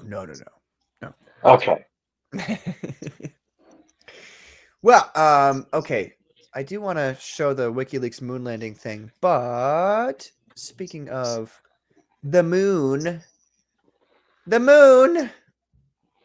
there's no way. I'm stupid. Okay. Well, I'll show this instead. Ladies and gentlemen, if you can go right now, Fuseboxx has his own YouTube channel, obviously. And he does shows pretty much. You do a show every week, right? And multiple times, looks like. I try to. Well, you guys can go. Please do this right now. I'm going to post it in the chat again. Go like and subscribe. Go to his YouTube there. Give him a sub if you would. I'd appreciate it. Yes, indeed. What kinds of nowadays? Do you just do interviews with people, or what's? I'm still kind of playing around. I do like having people on to talk about specific things. Usually it's connected to entertainment, pop culture. Sometimes it's related to more serious things, but I like to break down stories. I like to talk about story structure and why I find that my personal distaste with modern storytelling, with the way it's structured. Well, expound upon that. What do you dislike the most? Hello, Apex. What's going on, brother? How you doing? Hey, Apex. Hey, Apex. How you doing, man? Well, the biggest thing I think we talked about when I had you on was that I don't like what Marvel does with this undercutting the tone of the scene with a cheap joke. Mm-hmm. I hate this, how like we can't be too serious, guys. We can't let it be whatever. We have to have some kind of levity in every single moment. Like that drives me crazy. The James Gunn effect. Yeah. Yes. Yeah. It's that whole but it's like, number one, it feels like the writers don't want to write the story. It feels like so it's like, I'm just going to make fun of it while I'm writing it. I'm not taking it seriously. It feels like they're afraid to make something serious. And once you notice it, by the way, what you're talking about, then it's like every fucking scene.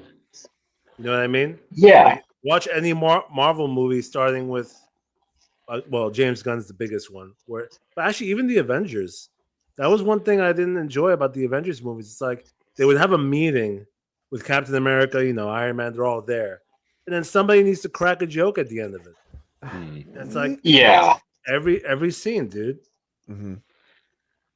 It's like, I don't mind it when it's kind of spread out. Like, I loved Winter Soldier. I thought that worked very well in that you had very serious, tense moments, and then here and there you broke it up with a little bit of levity between Cap and Scarlet. Not Scarlet. What was her name? Black Widow. When they're in the car getting to know each other, and it's like there's some humor in that, and then also it serves a purpose in the story of bringing the two characters closer together. Right. Well, not only that, but you really saw their personalities. Like, she immediately pushed sex, right? And then with him, with his naivety and his like whatever, so you got to see them better as characters too, which was cool. Yeah, she has a great personality, by the way. We're not, but she was testing him as well. She was using sex to test him, and I thought that was cool.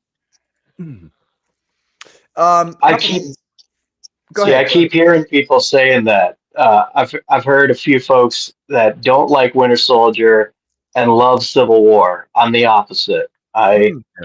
Civil War, I liked Civil War to a degree, but like the big scene that really annoyed me in Civil War was when they had the big fight, because I didn't feel any sense of tension in that scene at all, because it was literally just everybody stopping and making little quippy jokes to each other. Gotcha. And it's like, okay, well, all the tension of like, oh, the Avengers are split in half. They're fighting each other. Like, there's no weight behind it. It just feels like, oh, well, we're all just goofing around.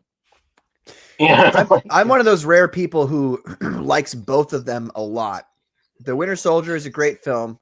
The only reason I wouldn't consider it the best MCU film is because it's not a lot of superhero stuff. It's more of a thriller. It's more of a spy thriller. Yeah, that's and it's a great, and that's why I think that's why people think it is the best MCU film, because the Russo brothers leaned into the genre. They were like, okay, this is the genre of this film. We're just going to do it like that. Yep. It's what it is. And I think that that's why it's so well done. And, but like you guys were saying, they are afraid to not have the jokes. Black Angus said, because I wanted to comment on this, I think the Thunderbolts was a step in the right direction. Amateur compared to the boys are Invincible, though. This is where I would disagree.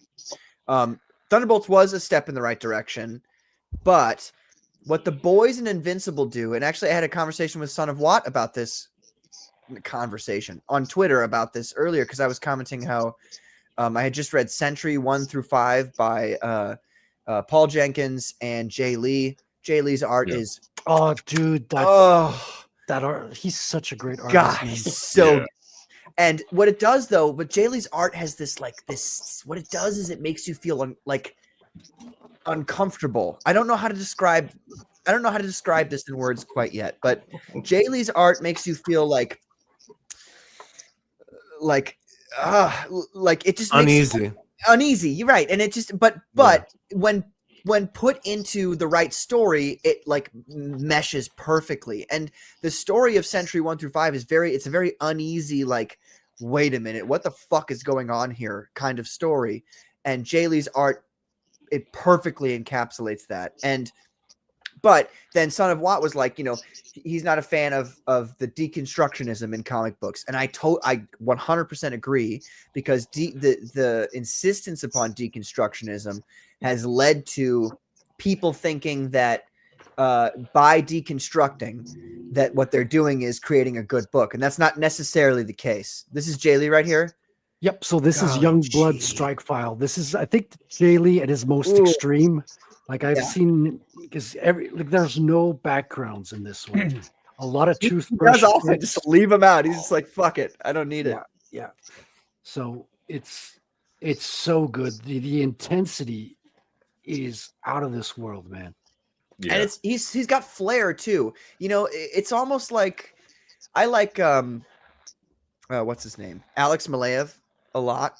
I don't know if you guys have seen his work. He did a lot of stuff on Daredevil. He did Infamous Iron Man, that kind of stuff. He's fantastic. But Jay Lee's like a leveled up version of him, is what I would say. But anyway, the point is that where was that comment there from Black Angus? The Boys and Invincible. The Boys and Invincible are like full on straight up deconstructionism.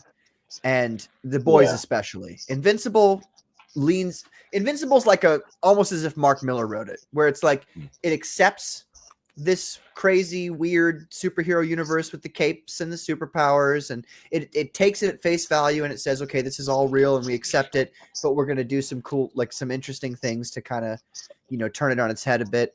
The Boys is much more deconstructionist, where they're like, everybody who has superpowers is a piece of shit.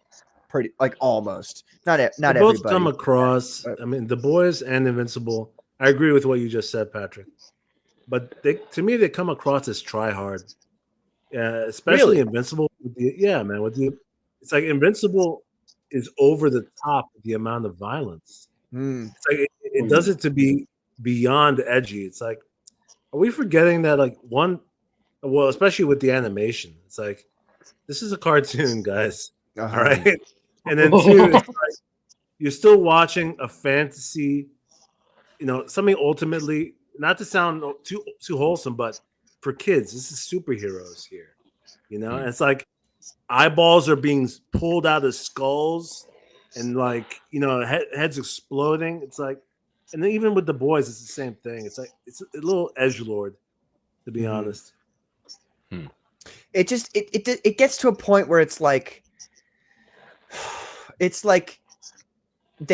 almost like the writer wants this to be what reality would be if people had superpowers, if that makes any sense. Like the writer, they want to be shocking. They want to be shocking, but there are times, and I'm not against violence at all. I mean, Black Angus is here with all the wrong takes, by the way. I think he's wow! He's guns blazing. But because he said, "Okay, Grandma," because I commented about the violence.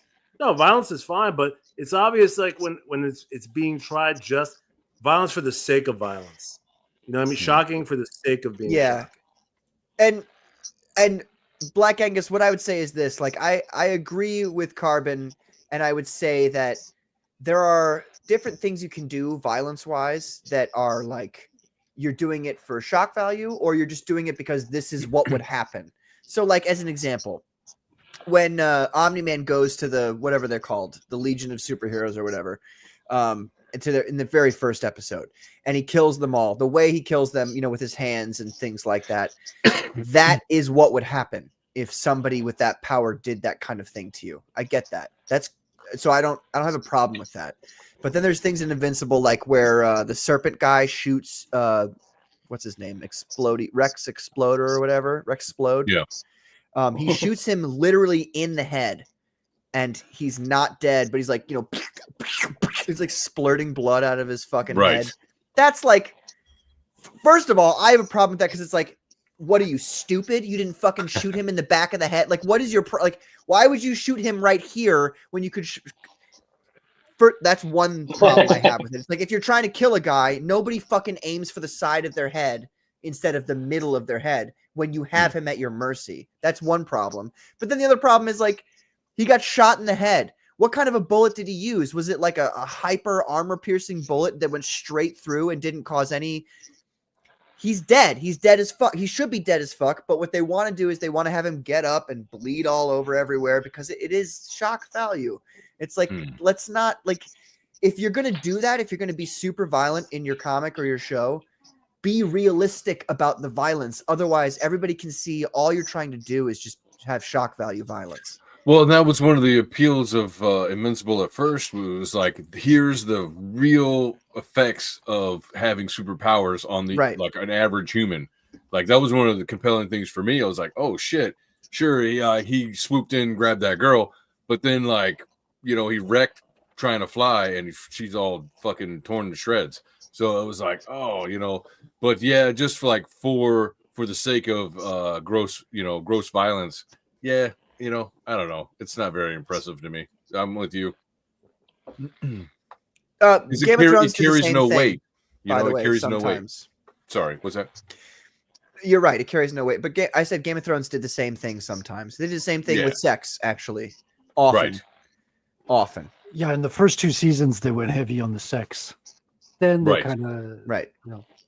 And that's why a lot of other shows after that were like, okay, well, we got to have it like an egregious sex scene in here because that makes it adult. That makes it. That was my favorite part. That was my favorite part of Game of Thrones.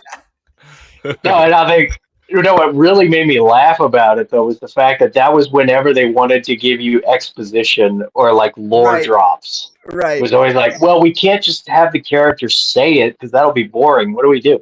They'll say it while they're having sex. Right. But there the dragons from the north were made extinct over 1,000 years ago, and there was one scene in Game of Thrones. Another back. I liked most of that series. I thought that the last season was horrendous, but a couple of moments where it felt like, that one shot felt a little unnecessary. Like I think it was maybe season 6 around there, towards the end. Yeah, there was a shot that suddenly like it transitioned from scene to scene, and the first shot in the new like setting was a guy like squeezing his junk. Like it was like you could see his whole junk, and it was the first time it was shown like in that series where you saw male genitalia, and I'm like, what the fuck did I just see? Yeah, I remember I was with my ex-girlfriend at the time. I turned to her, I'm like, the fuck was that? And she's like, rewind, let's watch it again. It was just weird. Well, it's like The Boys is gay as hell. When was the last time? Like I stopped watching it after the 3rd season, but like you never saw, like you saw straight on man dick, right? But yeah, you don't see naked women as opposed to women dick, which is common nowadays. The gay shit came in. I was like, fucking, oh yeah, here you go. But I don't know. It just like, no, this is gay. Like it's just like showing man ass, and you never see any. You don't see the naked women. I thought it was supposed to be exploitive. Damn it! This is a take though that Black Angus has. Carbon, whether like I agree with him here. Like, do I like it? No, but he's right. Yeah, sex is how you get normie retards to actually watch something with any depth. That is true, but it sucks. Like, I don't like it. Well, I mean, the best example of that I could think of is The Big Short. Do you guys see that one? No. It's a film about the economic crash of 2008, and they have to start explaining like how certain elements of the economy works. So they have Margot Robbie in a bubble bath, half naked, well, all naked, explaining it. So she's drinking champagne naked in the bubble bath, of course. And she's explaining how the economy works. You know what they didn't explain in that is that Bill Clinton signed into law that you can make derivatives with mortgages. That's the part that they didn't put in that movie. I just wanted to point that out. The bubbles weren't going to last long enough. Yeah. But yeah, so all this to say, at least from my perspective, deconstructionism can be cool, but oftentimes it's used by people as a way to make their product seem, and I say product, I really shouldn't. It's a bad word. I got to get out of my mind. To make their IP, to make their story, whatever. I meant to just say like movie, comic, whatever. To make their story seem like it's for adults and like it's deep. You know what I mean? Right. They do that all the time. And Son of Watt was saying earlier how people essentially, here it is. Since Miller and Moore, writers have been trying to top them. And I agree with you. And they're like what Mark Miller does and what Alan Moore does. What Alan Moore does, you may not like, but it's at least when he does it, it's unique and it's special, and he did it first. When Miller does it, Miller does still have this sense of like respect, I would say, for that kind of golden age, that kind of blue sky type of thing. Like he doesn't entirely, in anything that I've ever seen him do, he doesn't entirely push that to the side. He accepts that as true and then deconstructs, which is, some people like it, some people don't. You can take it as you want it, but people take after these guys. They look at this stuff and they go, oh, so this is the way for my book to be perceived like as like a work of art or whatever, when you should just be making something to entertain people. Like nobody, I doubt that Jack Kirby and Stan Lee were like, we're creating the greatest work of all time when they did Fantastic Four. I doubt that that's what their mindset was. They were like, we're going to entertain people. Jack Kirby's like, I'm going to draw some great things. I'm going to write a lot of things. Stan's going to take credit for it. It's going to be awesome. And sorry, just throwing a little gasoline on the fire of that argument. But what they did was create one of the greatest pieces of art, like in American history. Really, if we're talking about America, they created one of the greatest things America has ever contributed to art. And talking about Fantastic Four, wait, right? Their run on Fantastic Four. No, there are 120 issues on Fantastic Four. Because the point is not they weren't trying to like, we're going to impress everybody with our artism. They were just like, we're going to make something people like, and they put all of their effort and all of their heart and all of their mind into it. And they did. They made something that will stand the test of time. Yeah, they were in the flow. They were constantly trying to put out stories and just content, right? Like they were just trying to fill pages. These are fighting words. Sorry. But I'm just saying. So, and then being in the flow, as artists, like they were exactly where they needed to be to create all these great iconic characters that have stuck around for so long. So. It's just the artist thing, and maybe they didn't even see it at the time. They're just making funny books or whatever. Right. But in the end, it is American art. So and that we obviously all love. Well, the context of the times. Sorry, I want to just respond to what you both are saying. For the Fantastic Four specifically, the context of the times makes all the difference. Because clearly there weren't too many predecessors, right? And they created a group. And Aaron, you're right. They needed to be able to produce stuff fast, but also still be creative and then they thought of the group idea, which was brilliant. They pushed it forward, Family group. So that's what made the in Fantastic fairness. Four. In fairness, Stan Lee thought of the group idea. It was not Jack Kirby. Mm-hmm. Well, in any case, what I'm saying is that the times were different versus now. Trying to create something iconic is, I think, it's a different kind of challenge because there's so many predecessors, so many things. Yeah, that people are we're say. already standing on giants. Yeah. But I think the modus operandi was different back then. So, well, first of all, I need to respond to some things here. Mark Miller to me will always be Grant Morrison's assistant. I'm banning you from the channel, son of Watt. Goodbye. You're done. It was nice while you were saying reasonable things. Well, he's his protege, I would say. He's better than Grant Morrison, if you ask me. But that's just my opinion. No, my opinion. We'll talk about that later. We'll talk about Look, that. Carmen, we'll discuss this later after the show. He totally did You that. just wait till we get home, Patrick. Right. That's what it is, right? We'll discuss this when we get home. Yeah. Just got to kick under the table. Black Angus says they were making slop and some of it stuck, and they licked into iconography. 100% disagree. 100% disagree. Reluctant. Well, some of it is. I don't agree did with create that a lot at of characters that, in the end, are no longer memorable. So I'll agree with that. Yes, but to say that they were making slop is the thing that I take not offense, but that's what I disagree with. They weren't making slop. They were doing something that they thought people would like. And maybe it was because they had a deadline and they needed to make money for their family. And they're like, fuck, I got to come up with a good idea to send out to people. And honestly, a lot of times those constraints upon an artist are beneficial to the artist. When you have constraints upon you and you're forced to make decisions, oftentimes that's a good thing for artists. So I would say, do they luck into iconography? I don't believe in luck. I believe that there are certain ideas that stand out to the human mind that people love and that they will continue to love.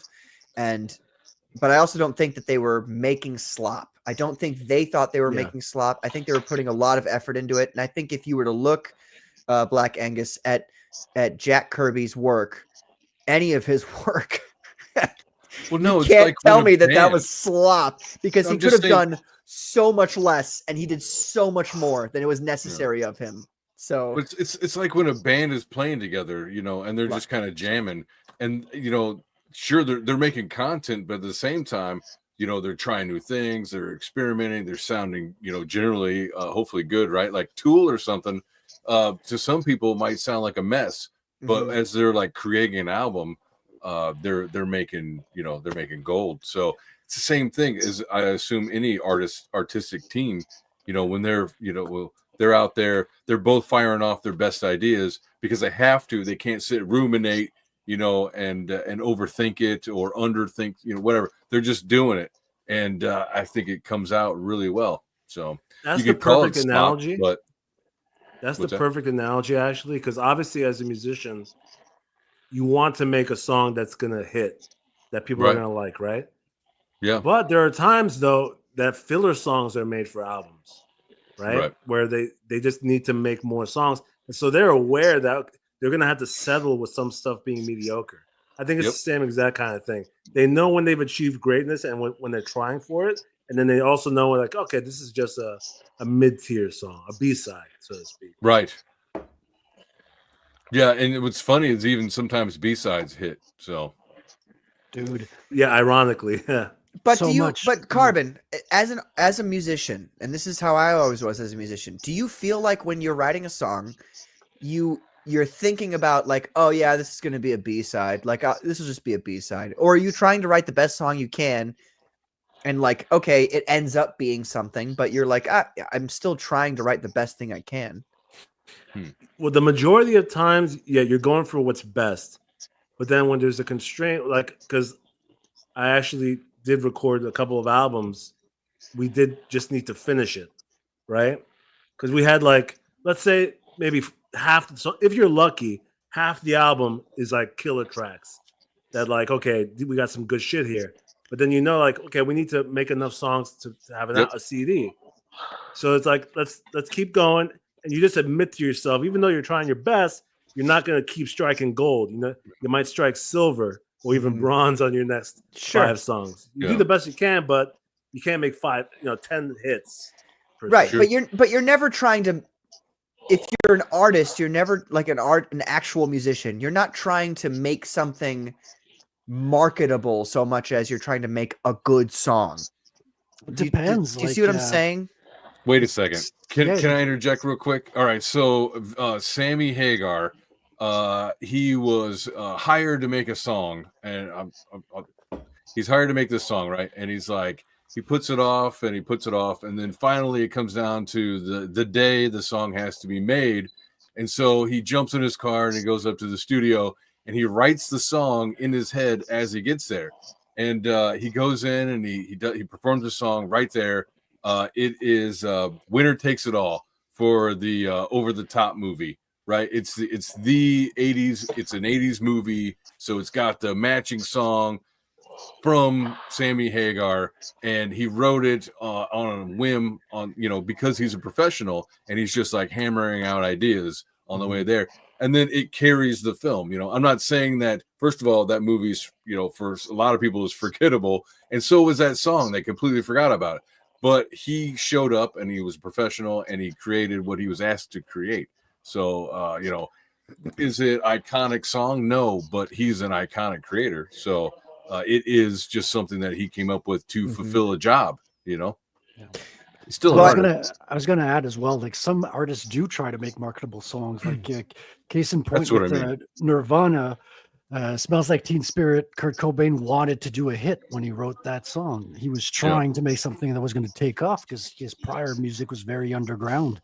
They were not popular before that album, and that was his intention. Yeah. You're going to have to present evidence of that to me, Frederick. I'm going to need a shovel.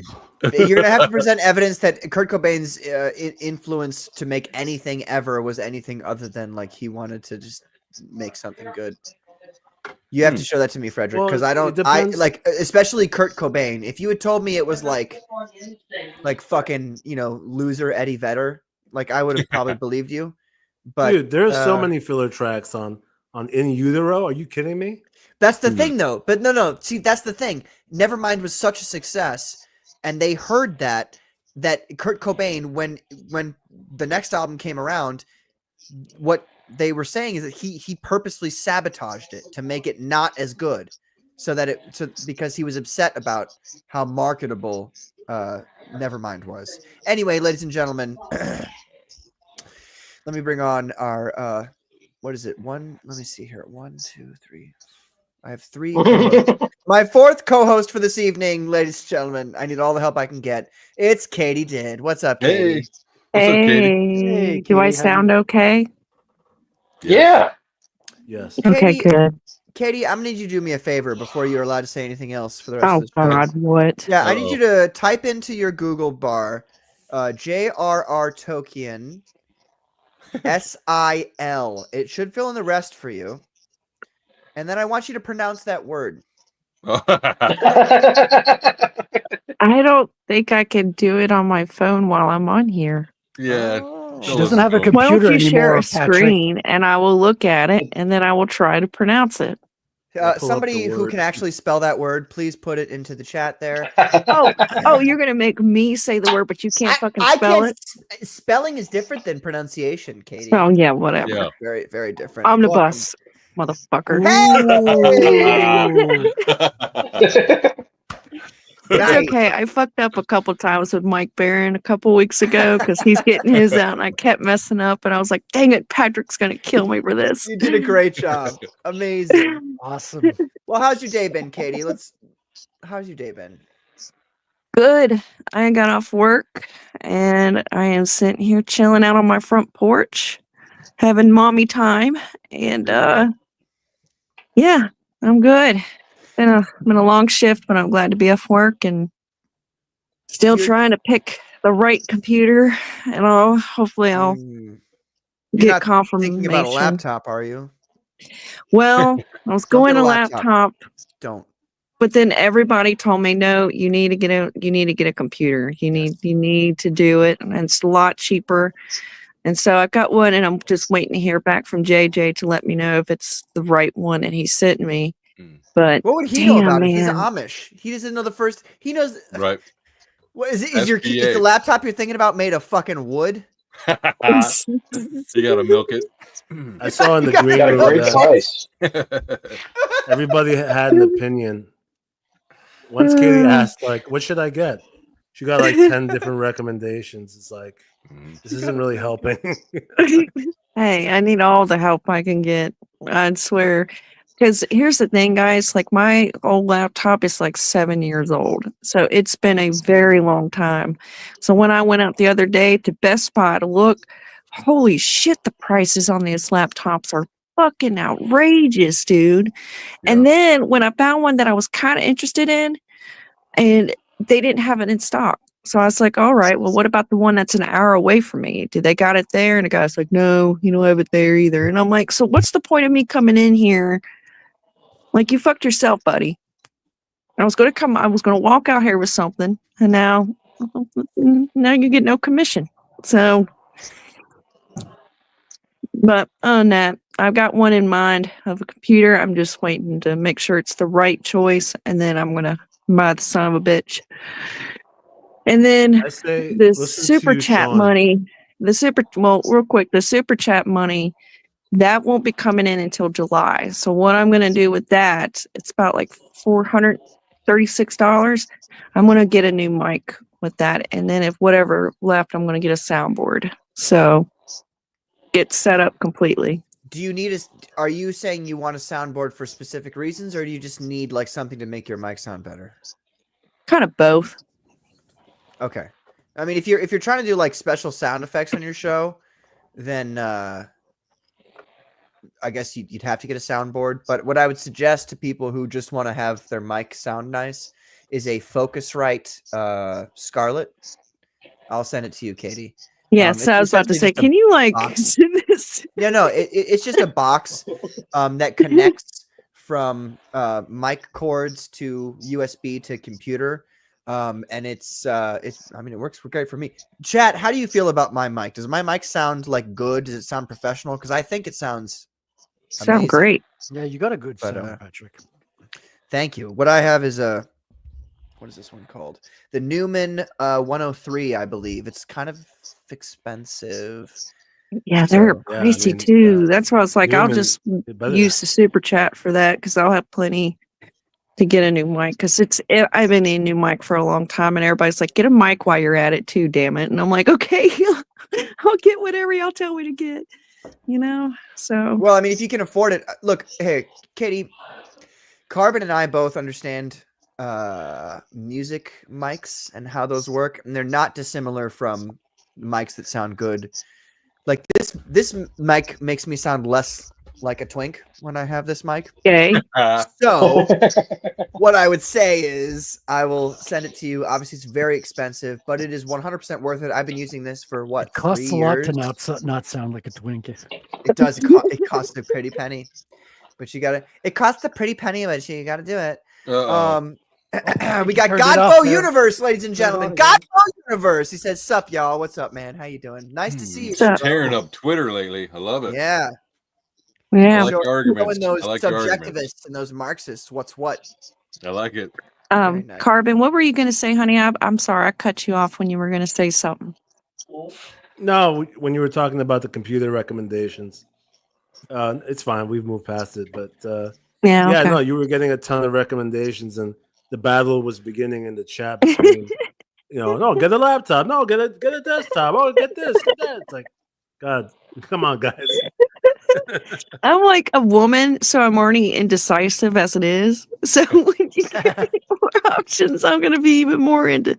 Because there's the thing, like if it was my own like money, like I'd be like whatever. But this is CG's money, so I want to make sure that whatever I invest in is good because that's what they would want me to do. So. I think that's what makes me nervous. I'm like, this is other people's money, and I don't want to fuck up. And How much did you make altogether? So with Ko-Fi. After taxes and after the fees. So taken out. after Ko-Fi, I made $1,090. Super chats, I made 435. Now, I did have I would have had more on Ko-Fi, but I had about $524 of it getting declined. Like, for instance, like what Stripe does, it shows you like what cards were able to process and others that declined. Yeah. And about $500 some of it got declined. So, but I'm like, that's okay. I've got more than enough. I don't, wait, you know. at the end of the day, Katie, after doing this whole thing, how much money do you have or will you have at your disposal to spend on this stuff? I say a total of altogether $1,500. Okay. Please don't do anything before I message you. Okay. You can get all of this stuff that I have here, which if you think it sounds great, I think it's, I mean, I'm not me, so I am me. I'm not you guys, so I can't. You're not you. Brother. So who are you? I'm Sturgis. Gotcha, bitches. I don't know. Them glasses are a little something. Hey, oh yeah, you're gonna make fun of my glasses that my sister bought for me for Christmas? Is that what you're gonna do? Are there? Are you trying to make me feel like shit because your sister bought it? Yeah, my sister who loves me. She's pregnant right now. My mom said she's what'd she say? She was like, my mom said she was fucking. What'd she say? She was like a house or something. I don't know. The way she described it was like, Mom, don't talk about Mary Grace that way. And she's like, no, she's huge. And I'm like, oh God. So your mic is okay, Pat, but is there a camera that doesn't make you look like a twink? Is that something? Got him! Frederick, put that on your permanent record, please. Yep. That goes in the folder. Also put that on my permanent record for being gotten. On the bright side, 4 Patrick, PM. you could audition for Johnny Storm in the sequel. I'd be a way straighter Johnny Storm. They'd be like, hey, Patrick, like the script writers would be like, so look, we're trying to make Johnny less womanizing. And I'd be like, no, he really likes boobs. Like, he's super into it.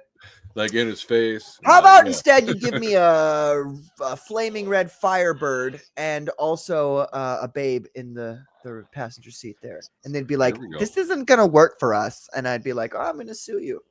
So. But shout out to Goffo. But yeah, Goffo's been kicking ass on Twitter. Props to you, man. I don't know how anybody deals with people on Twitter. I've used to deal with them, and I've got a point where I just don't even respond anymore. Well, you see, Godfo, and he's of the same vein. He's of the same mold as B.A. Turner, where they can speak to people who are vastly beneath their own intelligence and just be like super calm and like, you know, it's like, hey, you know, this is how it is. Yeah. Yeah. Frederick's piece is coming out good. What's he working on? Oh, I'm so glad you asked. I am in desperate need of concept art for my characters to give to artists, and Frederick here is working on the costume that Minotaur will be wearing in Phenomenon number 3.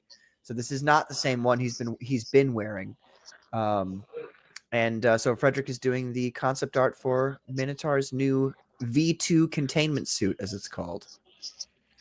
Well, Patrick, let me ask you this: how did you feel about your second campaign and everything?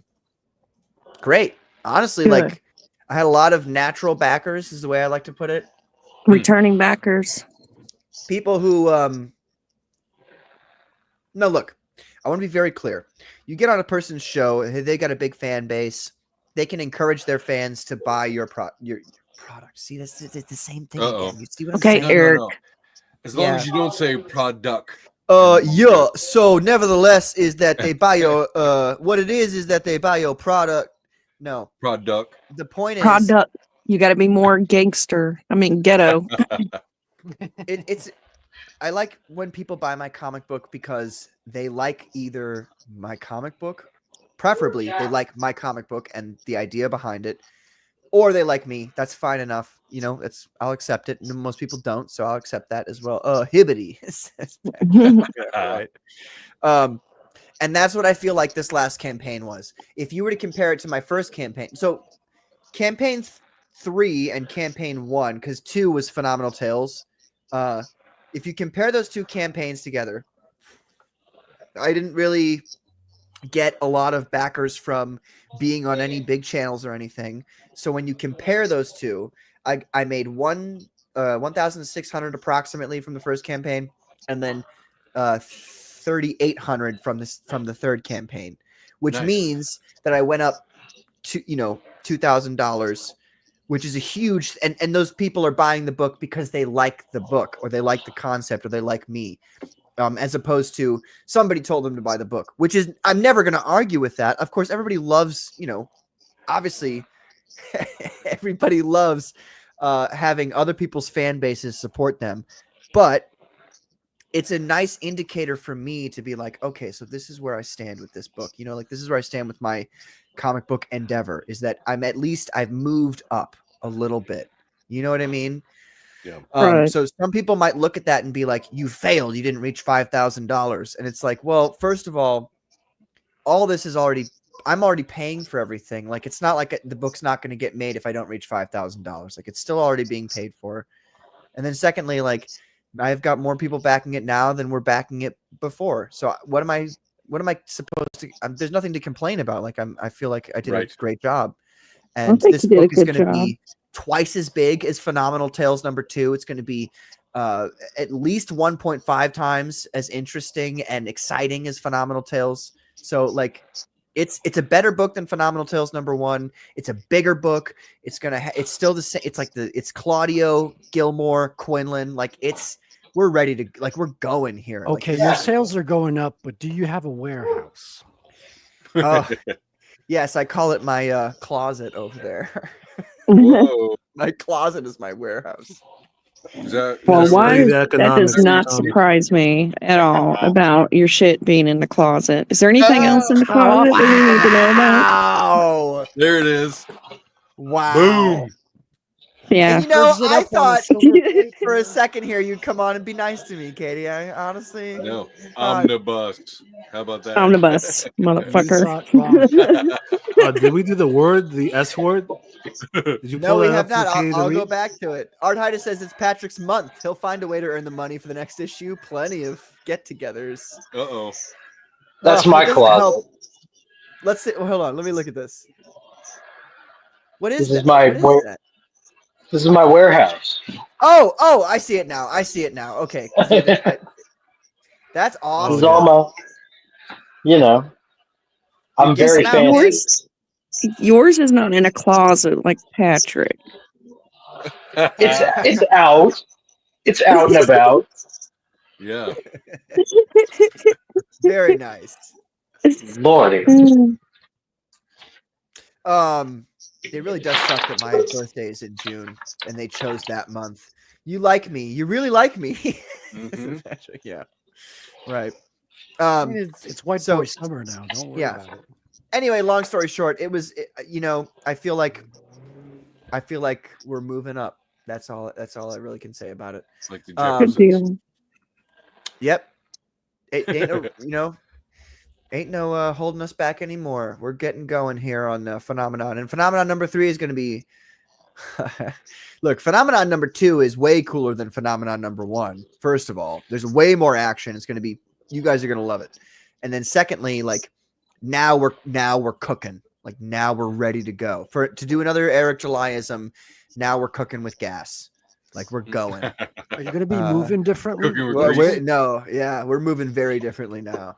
It's going to be crazy. In his closet. Wow. No, Katie, he's going to come out of the closet, okay? Did you? No, he's not. He's not going to, Frederick. Never. I got to stay in there to fill books. That's what I'm doing. Guys, he's trying to help his image here. Young Clippa shared on Twitter pages from ISM #3. Did you see that? No, I haven't yet. Yes, I have. But you know what? What else I've seen people sharing is Outlaw Nights #2, ladies and gentlemen. There it is. Fantastic stuff. Let's watch the trailer here. I'm gonna take off. Good luck. I will see you guys around. look, Bye, just wait for the Aaron. the trailer to roll, and then be like, all right, peace out. I'm sorry. Yes, I'm sorry. I have to get. Are you offended by being an violence? asshole? Explain to us why you're leaving. I have to go because I have to get up at 3:00 in the morning, and it is almost 10:00. So. Oh God. Yeah. All right. Well, fair enough. Get some rest, Thank honey. you, Aaron, for being Thank here. you. I appreciate it, man. Later. So sorry to cut out. It was just bad timing, and I will see you guys next time. All right. Bye, Aaron. Bye. Bye. All right. Let's. I'm gonna restart it real quick.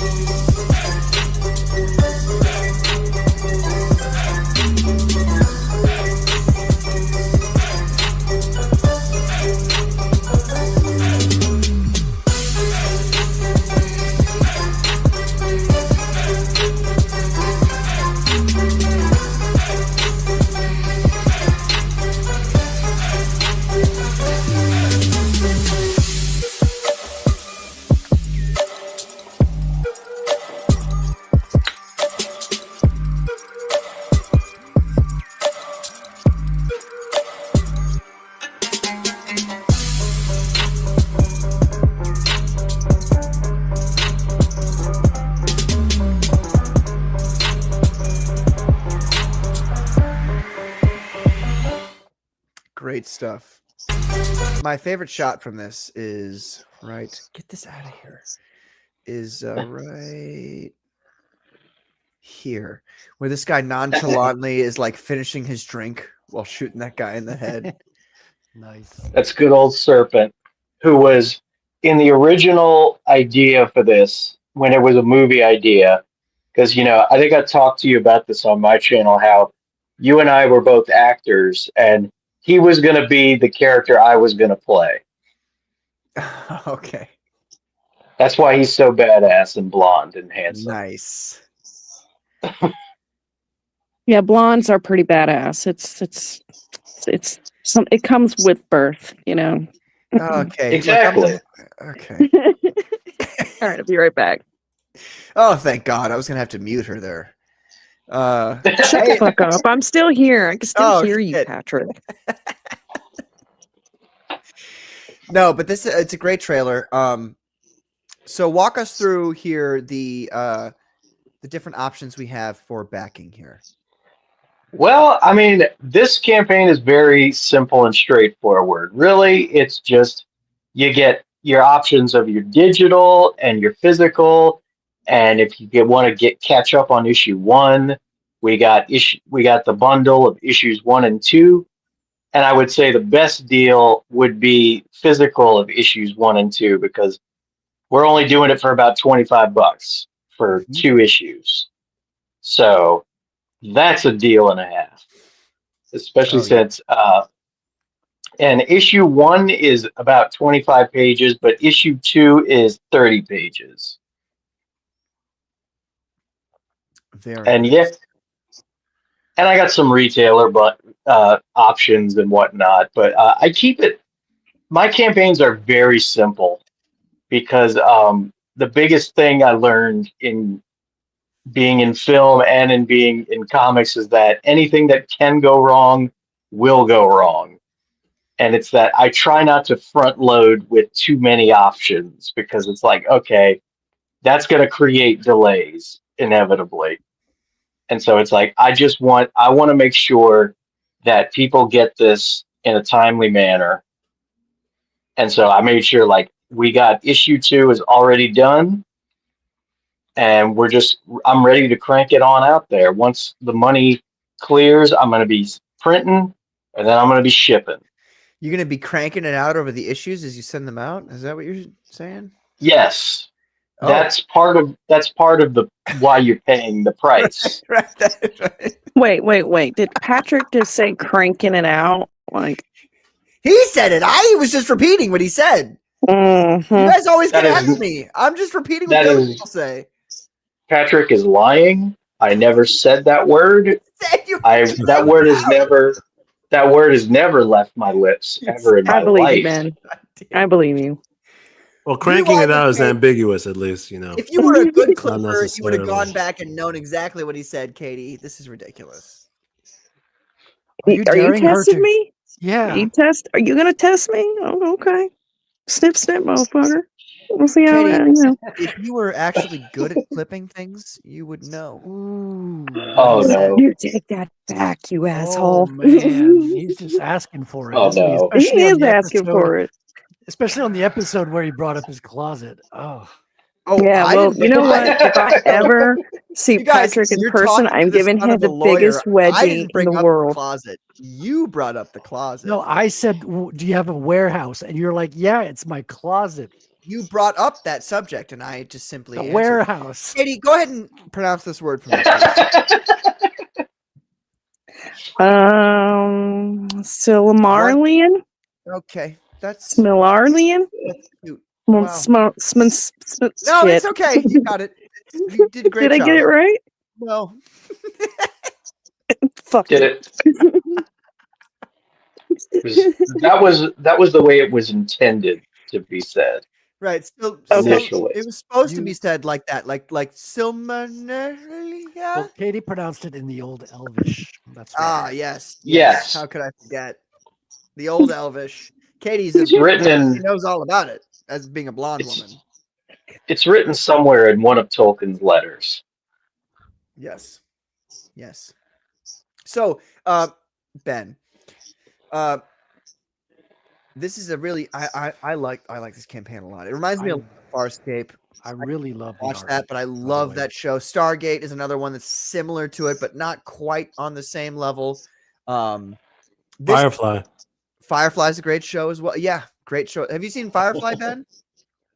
I saw the first episode a long time ago. My friend's girlfriend was making us watch it. And when I first saw the first episode, I was pissed off because I was thinking of this story at the time, and I had to go back and change some things because there were things in the episode that matched what I wanted to do. So after that, I was like, no, I'm not watching anymore. I'm not, no. That's fascinating.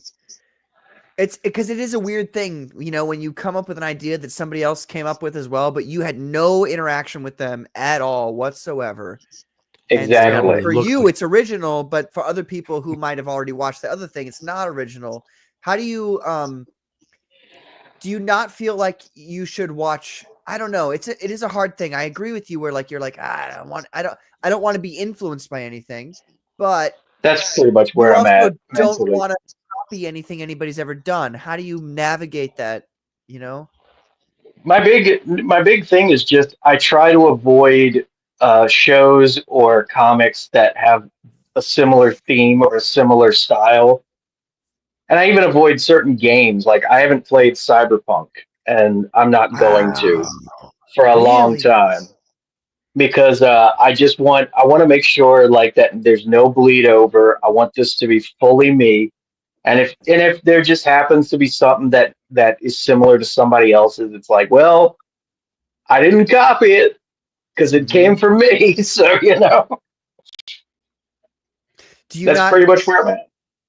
Do you ever worry that people will accuse you of things, or are you like kind of you're set? Oh, they've already a couple of folks have already jokingly accused me of things. Okay. But you know, I'm used to that. I've dated a lot of women.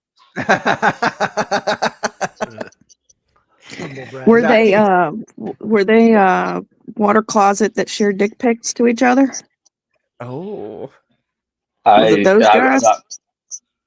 Not those guys. No. Okay. Well, they don't know shit anyway, so you're in the clear. That'd be a strange thing if he was dating a woman and she sent him a dick pic. He'd be like, "Whoa." Well, it is 2025. It is. You're right. Exactly, Frederick. Exactly. It's ma'am. I know you're ma'am. You don't need to scream it. Right, ma'am. Right. You've done fantastic stuff here. I'm very excited to get this. I've already backed it, but everybody else should back it as well. Get 1 and 2. Why not get 1 and 2? I mean, look at this. It's only $25. Why not? 1 and 2. Like, and what is shipping? $8 maybe? Yeah. Like, I don't remember what it was, but it can't be more than that. I mean, you got, $33 to get 50. Essentially you said 50 4 pages of comic book, That's a great deal. pirate, spirate, as I should say. That's the new term we coined, or you coined during Yes. this show here. Spirates, You heard it space here pirates. first, folks. And ladies and gentlemen, this is a great thing you can back right now on IndieGoGo. I wish it was on Fund My Comic, but it is. Oh, it is also as well. Yes, I left no stone unturned. Stupid. But it's just I keep promoting. Well, no, I keep promoting the IndieGoGo mainly because that's the one that's mainly gained traction. Like the Fund My Comic, we're still lagging behind big time. I always promote Fund My Comics. We're at $150 on the Fund My Comic. Okay, hold on a second. If I have the option between IndieGoGo and Fund My Comic, I always choose Fund My Comic, because Fund My Comic is beyond the grasping tendrils of Marxism, as it were. And so, ladies and gentlemen, go back it on Fund My Comic, please, because not only will he get more of the money that you send to him through Fund My Comic, but also Fund My Comic is a vastly superior website in the sense of, for the creators, freedom of speech. So please go take a look at this here. Amen. Amen. I'm so glad Luke has made this possible. I mean, can you imagine if say for instance, Bosch tried to put Pigman on IndieGoGo, and how that would fall through? People would go after it. Like, yeah, Fund My Comic is it's a great place. I'm in full support of it.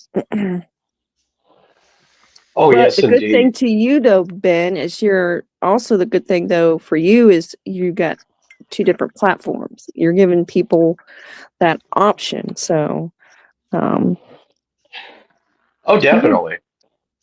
Oh yeah, no, it was because like before I launched, I kept hearing everybody getting into these arguments about like, oh, I hate this platform, I love this platform, I hate this platform, I love it, and I was just like, you know what, it's going on all of them. Like, you have no excuse. Is it on Kickstarter? It was. It ended. Okay. That's the only platform I'm not a fan of. I don't like because I've backed comics on there before, but I don't like the setup, and I don't like the whole we'll charge your card when it's time. It's like, no, take my money now. I don't like the system it's set up. But I have backed comics on there, so I'm not like against Kickstarter. I just wish they were easier to navigate. Right. I guess you would say. Well, I want you to read Outlaw Nights, Katie. That's my goal in life. Well, I will. I will definitely. I'll be backing it.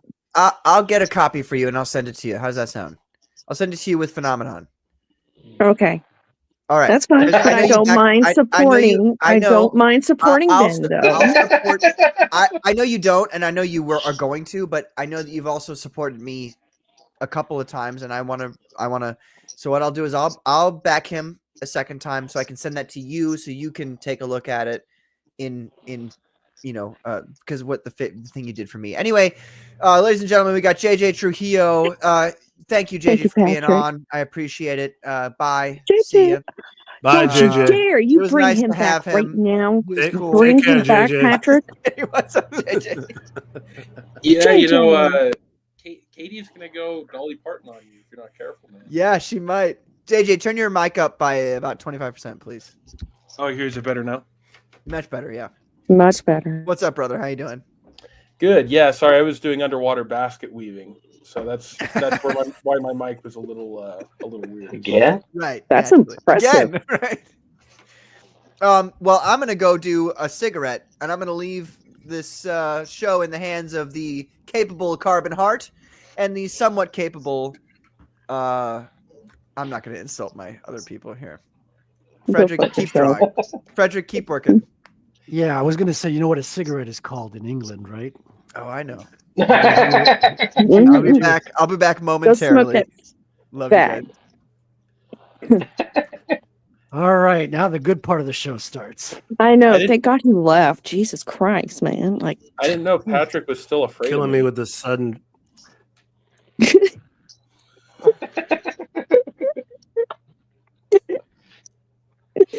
So here's Lord a clip Almighty. that just appeared on the internet today. Hmm. Since Patrick just dropped on the show on me to share something again. Yeah, I know. What an asshole.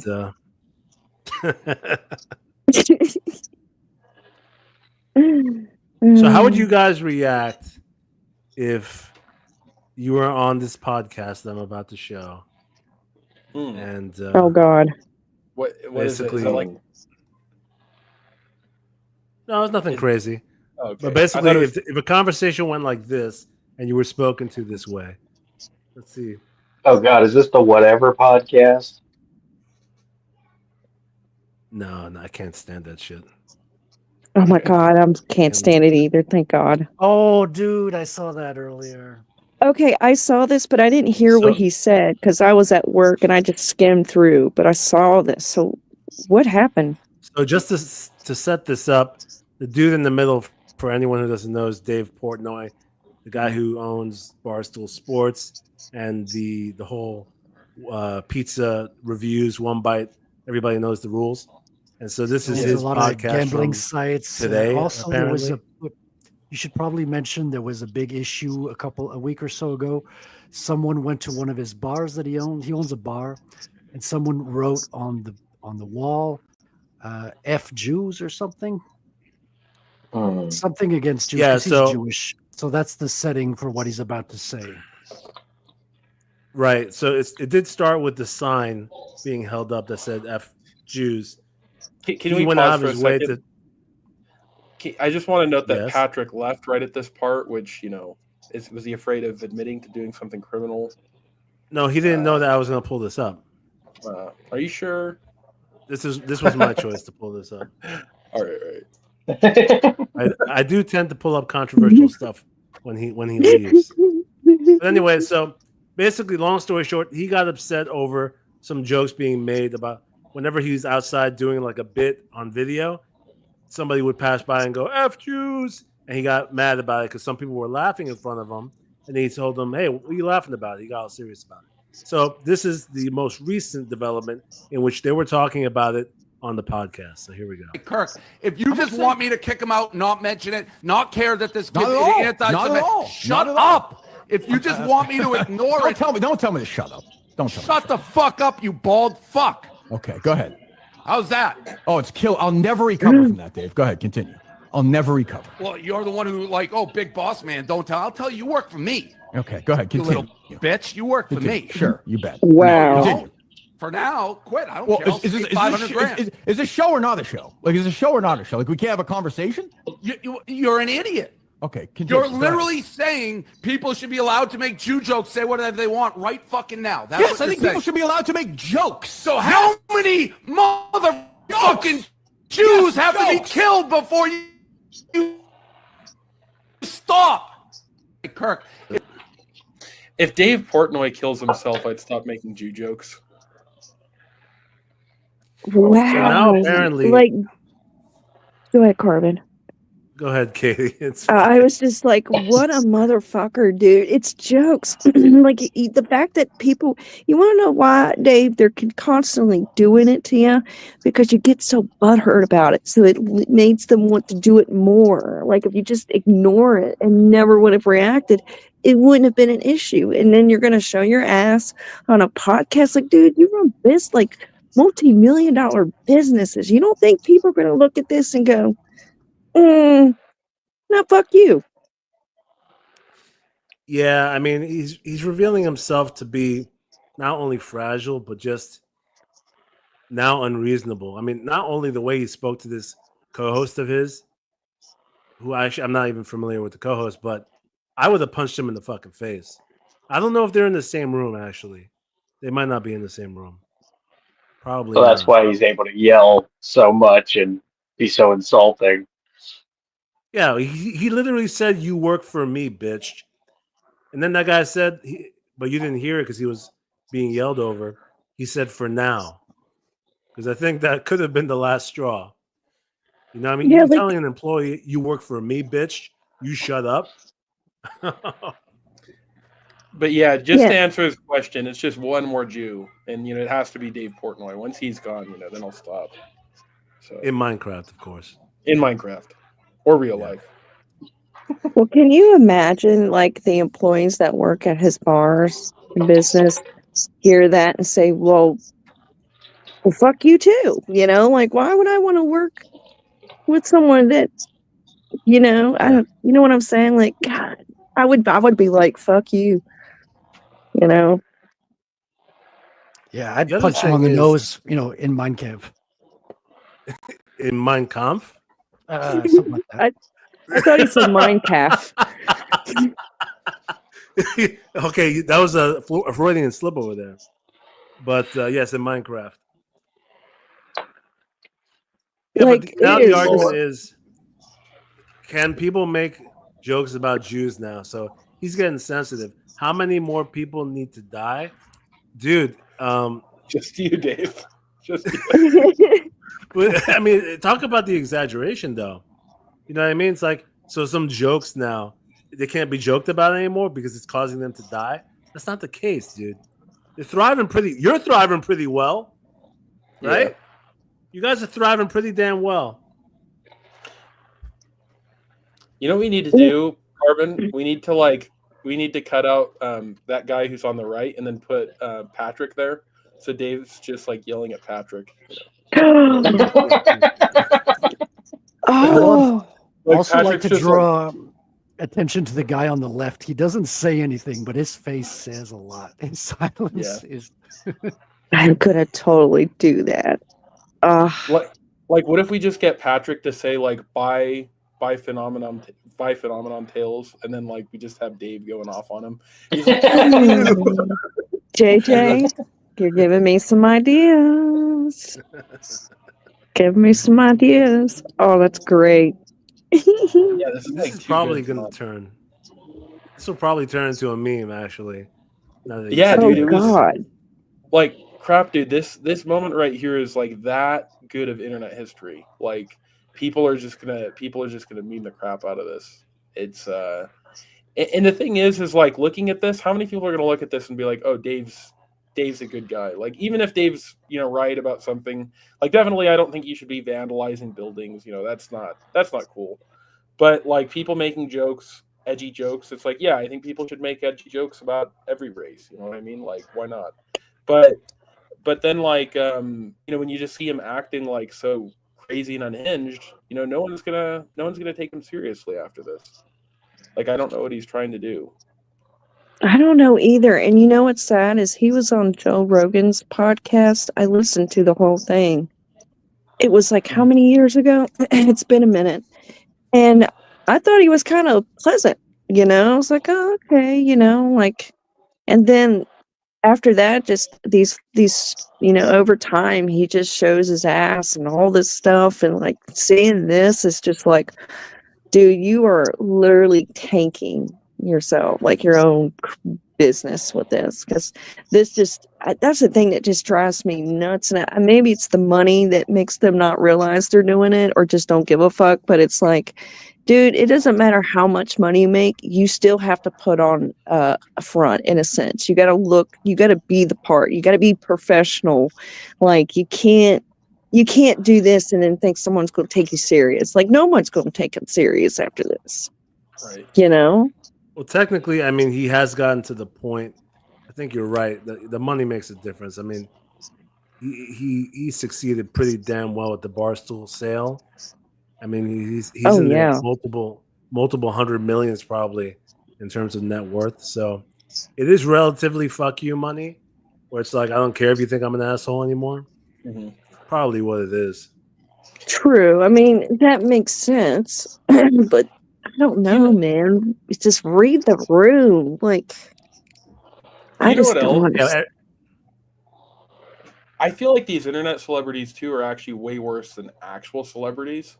Just because I think they came from normal backgrounds and they weren't used to all of this power. Like, I don't know. Like, to me, I feel like this might even be more crazy a lot than what you see in Hollywood, Maybe I'm wrong. To a degree, because you're right about that. I mean, Hollywood people are also pricks, but at least for one, they have more talent. Because exactly. Yeah, they to become a huge star, you do have to at least have a repertoire of some stuff that people actually like. But then also, they're not showing themselves to the same degree. You know, Denzel Washington had a great quote that I heard where he said, once the social media thing blew up and like everyone is showing themselves through their like, Instagram pages and Twitter pages, he told somebody, he goes, look, don't show yourself on the internet 7 days a week, because otherwise people won't have a reason to go to the theater to see you anymore, because they're seeing you on the internet every day. Right. Comfortability, being comfortable. You have to make it like special. Yeah, and when we used to see celebrities in the best light, like on the red carpet, with the best lighting in the movies, special effects, interviews. Now we're seeing them like sing badly, Imagine during a tragedy, out of context. It's just they killed their aura. They kind of killed the magic, burst the bubble. Oh yeah, like I remember, like with COVID when that happened, when all these celebrities, like I think that's when the popularity of Hollywood actors, like just Hollywood elites, people, it definitely, nobody really respects them much anymore, and I think it's never going to be the same. I really think it was the end of the celebrity spotlight era when COVID came. I think that's when it ended, because after that, like once the curtains were pulled back and you literally see like they actually do this shit and think it's okay, and then after COVID you hear about these stories where like the Kardashians went to parties and shit and all this stuff, and it's like it just turns people off completely, because because it was the worst time for all of us, so Especially with I social think media. that era died that day when they put that fucking video out. Well, also when the Oh, and it celebrities ended are Ellen posting DeGeneres themselves too. in a kind of casual light, Frederick, you're absolutely right. The aura is lost. Like I remember when Game of Thrones, coincidentally, we talked about the show before, but I remember Game of Thrones when like a new season was being released. That like one of the actresses posted on Instagram like photos of all the characters in costume on the set, but like being normal and being silly with each other. Like it breaks the fourth wall to the point where it's like, what am I seeing anymore? Like I can't watch the show and then watch you being in costume acting a fool on social media, And they're so fake now. People are thirsty for authenticity. That's why they're going to YouTube and watching shows, like people that are closer to them, but they're speaking the truth, Yeah, which I think probably elevated a lot of people in YouTube in certain communities because of that authenticity. It's interesting. I don't know. I just remember getting that feeling of just seeing all this shit, and I was like, wow, I would not care to see another fucking movie you're in. Like I couldn't separate the art from the artist, or it's all the same to me. That makes sense. It's like when you see Mr. Fantastic dancing all gay, licking a rainbow stick. It's hard to, it's hard to take Look past it. Yeah. I mean, I'm not gonna lie. I didn't want to see the Fantastic Four movie strictly because of Pedro Pascal. Just because I am so sick of that guy in everything. He's shown too much of himself. Like it grows weary, and then you grow weary of the person, and then now you can't separate him from Mr. Fantastic. He doesn't fit into the role at all. So it is damaging. I mean, I agree with you. Well, he doesn't look smart. Like he always looks kind of dumb. It's it's well, there's a reason for that. Casting. It's not acting. Who would you have had Fuseboxx? Who would you have had play Reed Richards? I mean, I thought John Krasinski was a good choice. Yeah, me too. Why didn't they just stick with him? Do you guys not feel like, ever since people were saying that, I felt like John Krasinski was a little too. I don't know how to put it. He's not childlike, but he does seem a bit childlike. Like adolescent. Yeah, like not that he's. I don't want to insult the man in any way because I think he's actually a really great actor.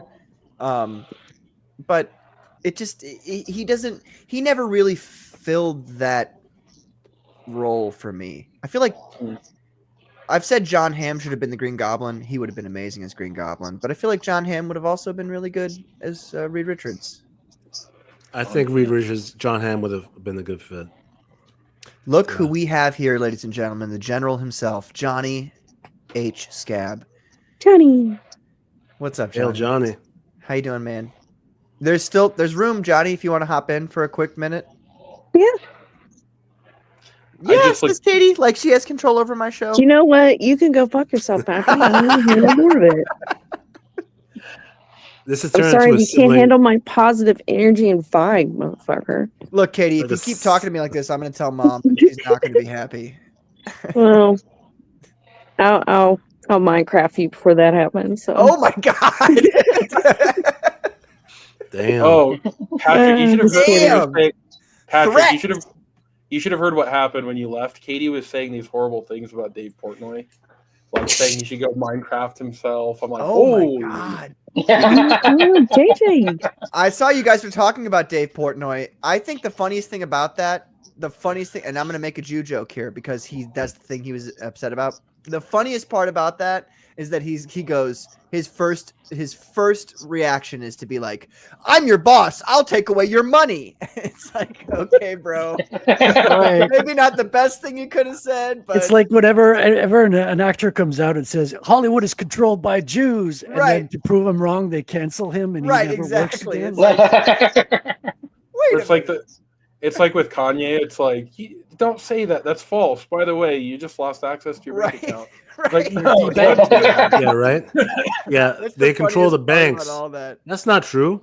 But Yeah, we're gonna right. cancel your bank account. By the way, your bank account's canceled. It's like, oh, okay. Well, they never say it's not true. They just say it's anti-Semitic. Art Haida says, "Hi, Johnny. Welcome to Katie's show." Brother, Art, you know, when I'm on Katie's show, it becomes my show. It does. The amount of But times you know what? that When I you've get this new accidentally left- computer, I'll never have to be lagging off, hopefully, and to where you take over my show. Hopefully that will never happen again. Well, you're going to have to fight my Russian hackers that I have at my disposal. Yeah, we'll see. Yeah. Gotta run. Yeah. God bless everybody. Have a great night, says Wrangler. Thank you, Wrangler, for being here, man. We appreciate it. See you, Wrangler. Have a good night, brother. And when Patrick says Russian hackers, he just means V.A. Turner. Right. Oh man. So, wow, what a great night it's been so far. We've done the whole gamut tonight of Comicsgate Commandos conversation. We've talked about comics. We talked about conspiracies. We talked about.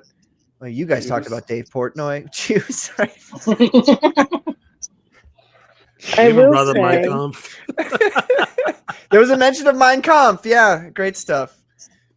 I mean, Patrick, his warehouses in the closet. We learned that too. We learned, closet talk. Yeah. Yes. Oh, by the way, Patrick, if you do want to get rid of Katie quickly, I know how to do it. How's that? What? Of her own accord, that is. We start discussing video games. Yes.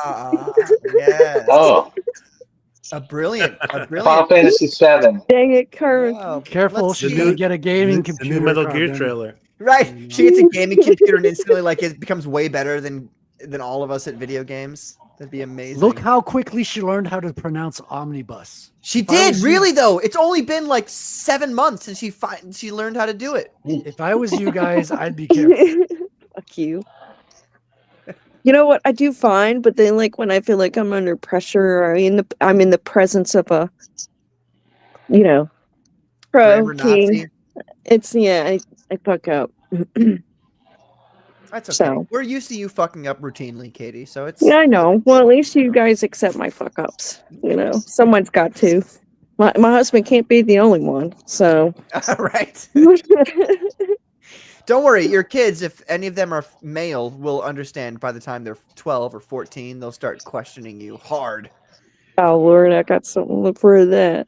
But Nick, before I will say, I wanted to touch The Slumberland is a good book. Damn it! The Slumberland.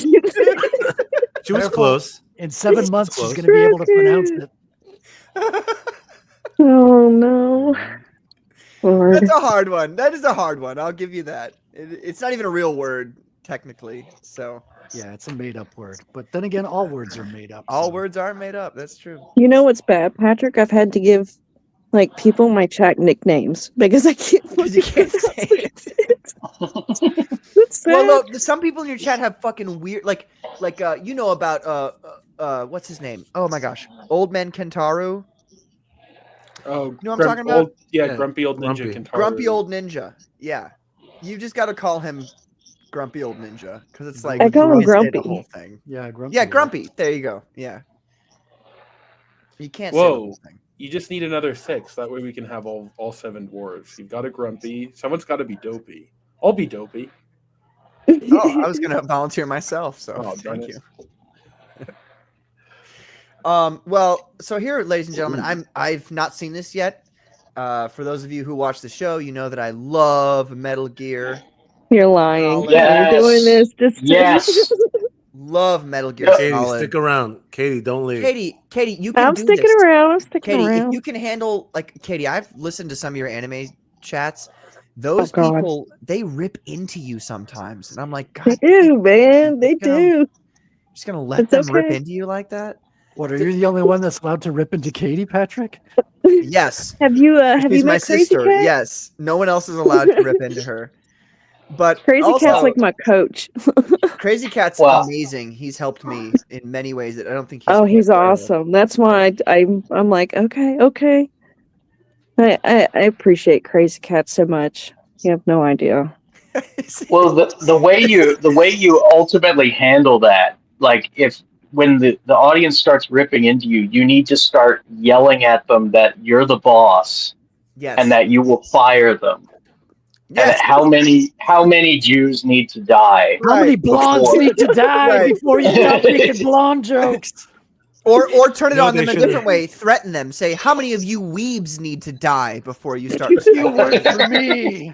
You know what they should I'll have just said? get you to come Dave? over and say it, or just record a short clip for me to play of you saying that. Yes, we'll figure it out. We'll get you. Of course, I'm not doing any more clips until I get my shit from Ripoff Verse, who might be listening to this right now. What's the holdup, huh? It's been ages, months, even. Do they really have spies that like watch your streams to like? No, I mean, Ripoff Verse. He watches the Oh. show from time to time. I think that Yeah. he does it probably after the fact because it's a different time zone for him. When did you last message him? Well, you see what happened was he asked me for some vocal lines to like for my intro or whatever. Yes. And I was like, I can write anything for anybody. And for this, I was stuck. I was like, oh shit, I've got to make myself look cool. And I couldn't do it for like 3 months. And then I finally sent him lines which amounted to maybe 12 seconds of dialogue. Maybe. And so I'm just waiting on him to send me the video now. Oh. So it is kind of my fault, if I'm being honest. But When was the last fair. time you messaged him? about a week ago, I'd say. Message him again. Just say hey. Because Hey, he's a busy cocksucker. man.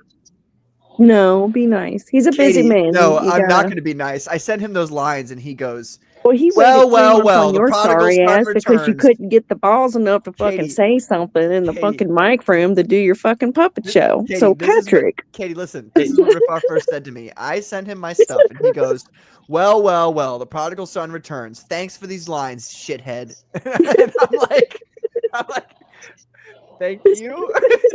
Shithead used to Well- mean something insulting, Patrick, but it now means my respected colleague. It does. It's like, thank you, colleague. Words You know? evolve. That's what it means now. And to be fair, Patrick, you're given an almost impossible task. I mean, I don't even know if Alan You're Moore right. or Frank Miller would any of these guys be able to pull it off. Make you look cool. That's just so hard. So I don't I even messaged him that. I was like, "Wait a minute, what? You want me to make me look cool? That's what am I paying you for? You know? Like, God damn it."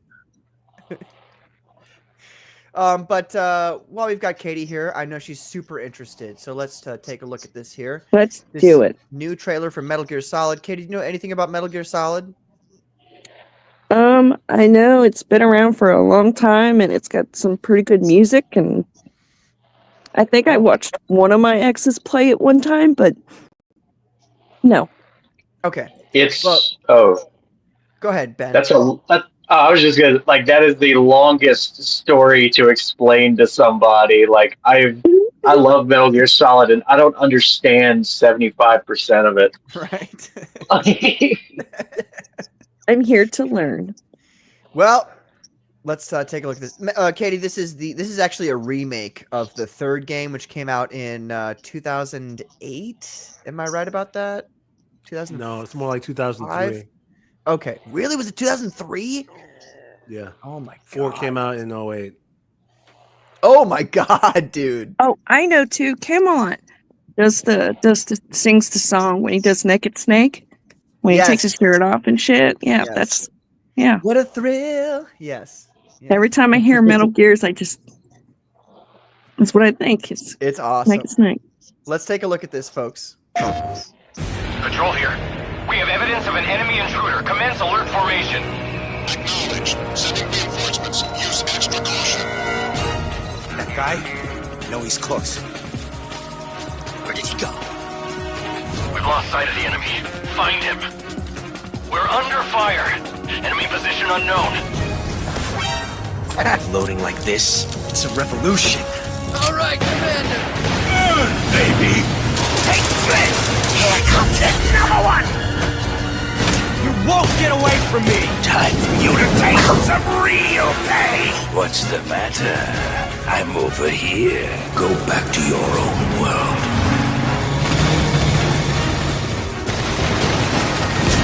See you in hell! I'll grind you into dust! What the?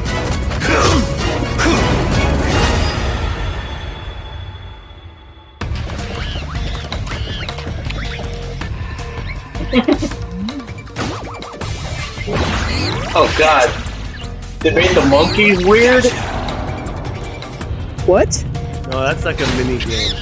That's like an addition add-on to it. Yeah, it's not. it was like so a cute. DLC kind of thing. It's meant So to be a cute. goofy side thing. Wow, this one looks more like it seems to me it's like a lot more gameplay here, and that it looks like essentially the third game, just like upped in graphics, if that makes any sense. It looks really good. Yeah, I mean, in terms of a remake, this is a really well executed one because you're right. The design of everything looks accurate to the original, and the feel is still there, but it's just like super detailed now. Mm-hmm. So I'm happy with that, actually. Well, that was what we all wanted from all remakes, and then for some reason nobody could figure that out until like Resident Evil. Right. True. Isn't it fascinating though that we're in that? It's almost like I don't know. It seems like we're in like the dystopian future where there's nothing. It's like it's almost like Warhammer 40K. They can't create anything new, so all they can do is like take what's old and re-up it. You know what I'm saying? Yes. Have we discussed this before? Not within the context of 40K, but maybe before, yeah. But the thought that nothing new can be created anymore. Yeah. Yeah. I feel that way, especially with music. That's Yeah. a topic for another day. Yeah, it seems to be true. You can put a shine on old things, but it's still the old thing. Yeah. Frederick left? Well, I think that at it. He doesn't like Metal Gear. I think He was offended. When you really think about it, like an innovative creation only happens like once every 100 years. You know what I mean? Like, and I'd say that in the modern era, it's kind of been sped up just because we have a lot of technology and the economy's good, so we can spend more money on entertainment. Mhm. But when you really think about it, like most thing, like fantasy, that was mostly something that came up in the mid 1900s, and it didn't really exist. Like there were fairy tales, but not the way that like Tolkien and C.S. Lewis made it. And then once something's really good, everybody just kind of tries to copy it. Mm-hmm.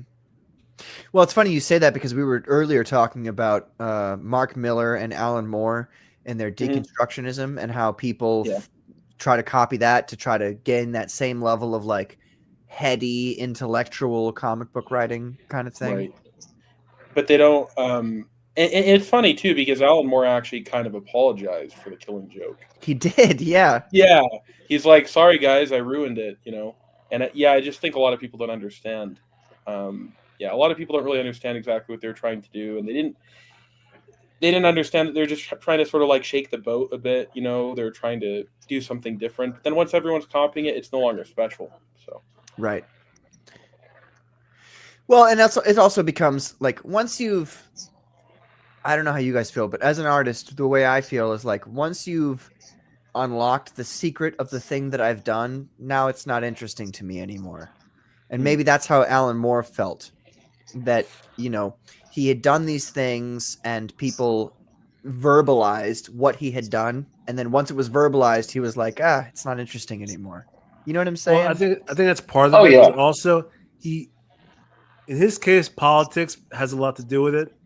And I think the fame of it ruined it to a degree, kind of like how a band hates their biggest single. Yes. When the band gets so big, and like Radiohead, they had Creep, right? And everyone's like, play Creep. It's out. We're not playing Creep anymore, Right, it's kind of like that. Right. Yeah, because people start to define you for something. Like you just do one thing, and a lot of times maybe people misunderstand what the point was. And and then they just think this is what you are. And I think that probably especially bothered Alan Moore because a lot of people kind of sided with not the characters he was wanting them to, and so I think that kind of bothered him a little bit too. So I actually love that because I hate that smarmy like leftists, like they think like, oh, I'm gonna make these characters and they're gonna look like stupid Republicans, blah blah blah blah blah. And then it's like people end up really loving those characters, and it just pisses them off. Oh, I love that. Yeah, Rorschach. Yeah, Rorschach is so sick. it's. Well, I'm just glad you that guys we who got are that artists, work. do you feel that way though? Where like if you've done anything that's become very popular, because like for instance, for me, when I was in my band, there was a song we had called "That's So Rad," which it's on YouTube. You can check it out if you want to. And it's a fun, goofy song, but people wanted it all the time, and it got to the point where I was kind of like, no, we're not playing that. Like we're doing our new stuff or whatever. Yeah. Well, something else, Patrick, is like when you're creating something from start to finish, it's actually a very involved process. Mm-hmm. It's like you're married and you have a kid, you know what I mean? Versus like if you just have I don't know what you mean, but I'll pretend like I do. Like You're if you just lucky have you said it, Patrick. I was about to. Yeah, I know. Beat me to it. If you just have an idea that goes through your head and you're like, oh, that would be a cool story. That's like a one night stand, like it's gone, it's done. But then you actually raise a family, you have a kid, that takes a lot out of you. And there's highs and lows. Like, sometimes you're going to be tired, And so anyway, what I'm trying to say is when you're actually creating a project, you have a lot of highs and lows, like, especially as you're editing it, you're trying to just fit everything together so it works. And, that part is like pretty exhausting too, honestly. Yeah. And sometimes it's like, man, by the time by the time you've published your book, Phenomenon Tales, for example, like how many times do you think you read it by the time it hits the printing press? And let's say by the time it hits my doorstep, how many times have you read it? Well, but like literally, I said on Ben's stream, I think on your stream, Ben, I was telling you like I think it was on your stream. I did like there's like Phenomenon #2, for instance, that's going to get into people's hands around about late or like probably like mid-July. Yeah. That I had done seven different outline or drafts for on the script. and then that 7th draft goes to comic book draft, which then goes to letters draft. So it's essentially like 9 drafts, and then I'm reading through it, constantly the whole time trying to figure. So the amount of times you read it is like it's ridiculous, 100 times. And now it's like I'm at the point where, and like you said, I'm at the point where I'm just like, yeah, phenomenon number 2. Yeah, like it's not exciting to me. Yes. As you know what I mean? When I wrote it, it was very exciting, absolutely. and I hope it's very exciting to the people who get it in their hands. But now I've read it so many times now that I'm like, it's not exciting as to me anymore. Yeah, exactly. And that's something a lot of people don't get, about the whole process. Is it's like you've been living and thinking this for so long, it's taken so much out of you. And then after a while it gets kind of a little tiresome, but you still have to have that energy, and you have to be like, as if you just thought of the idea, or as if you just finished it. and that's kind of the energy you need. Otherwise people don't want to buy it, Mm-hmm. Yeah. Yeah. I mean, I'm ready for issue 3. Right. And this like is totally. Oh my God. And So I much. didn't see the earlier part. How Flash must have read his own comics so many times. That's why he sounds so bored about it. I don't think Flash read it any time, guys. I got to be honest. I'm pretty sure some of these guys, they read their drafts. Like, if you were to ask me my professional, I am a professional comic book writer now, so I can say this. Yeah. If you were to ask me my professional opinion about how many times those guys read their script before they shipped it, before they had it gone to letters, which to me, letters is the last. That's it. Sure. You get your art back. You go, okay, maybe I need to finagle some of these lines to make them work within these panels, and then you send it to letters. At that point, I feel like these guys have read it maybe 3 times, 3 or 4 times, which I think might seem like a lot to people. Generous. You think so? Really? I think Rippaverse folks, I think they probably read it once. Yeah, maybe twice. Eric July admitted on stream that he just did 1 draft of his first ISOM comic. Yeah, you can tell by reading it. And I, honestly, here's one thing I have to say, guys, is I'm kind of glad that we, like, as a small indie, you have this grind where you don't, like, I don't have 3 million people, like, I don't have $3.5 million that's just going to, spawn in my thing, because I have 5 million people who like watching me. So I can't really, like, just pull this crap of, like, oh, buy my book, I'm going to beat Marvel and DC. Like, I actually kind of have to, like, sell people. And then because people don't really have, like, this emotional tie, they'll tell me if it sucks or not. You know what I mean? They'll be like, oh, you should, do this better, that better. And that's what's cool about, kind of our level. It sucks in a lot of ways. Like, sometimes I wish, I could be like, man, just spawn $3.5 million. But right. The grind is good. It's good. It's a beautiful thing that we're presented here with in Comicsgate, is that you have the option of acting like a professional, but you don't have to if you don't want to. So you have the option of treating this like it's a real job, like it's real work, and like you have to correct things, and but you don't have the support web of Marvel or DC, because, by that I mean the support web of, okay, Marvel or DC hires you. They go, write us a script. You go, okay, here's my script. Maybe it's your 3rd or 4th draft. I mean, that, for me at least anyway, that's the only time I'd ever let anybody see anything that I've done, is after the 3rd or 4th draft. I send it to somebody.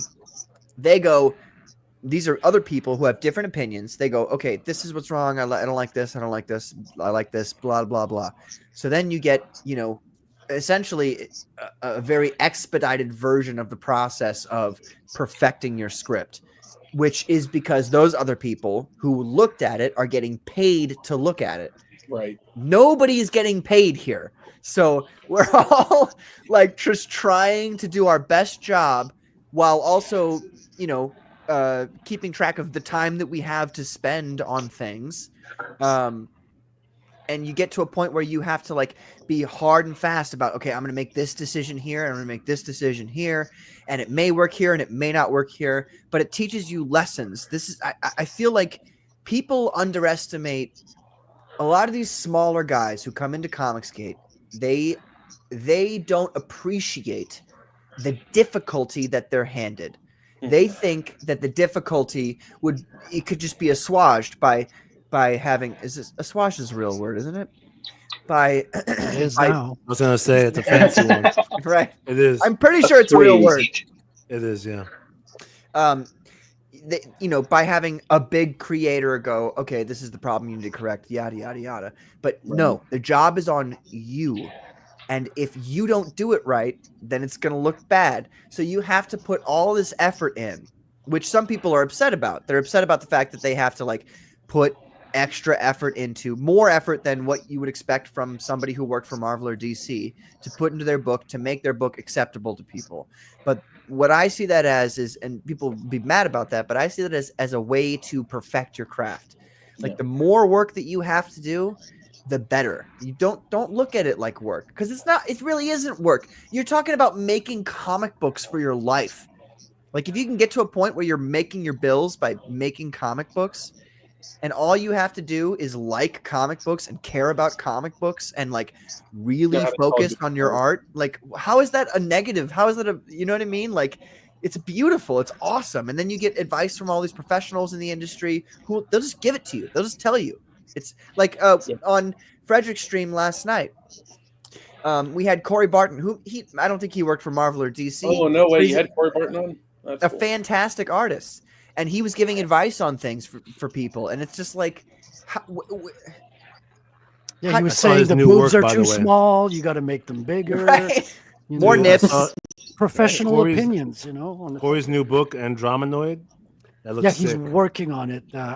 He came in, we were about to close the stream 2 hours in, and then he's text messages me, hey, I just woke up. I'm coming on. Yeah. Okay, well, we'll keep going. An extra hour and a half.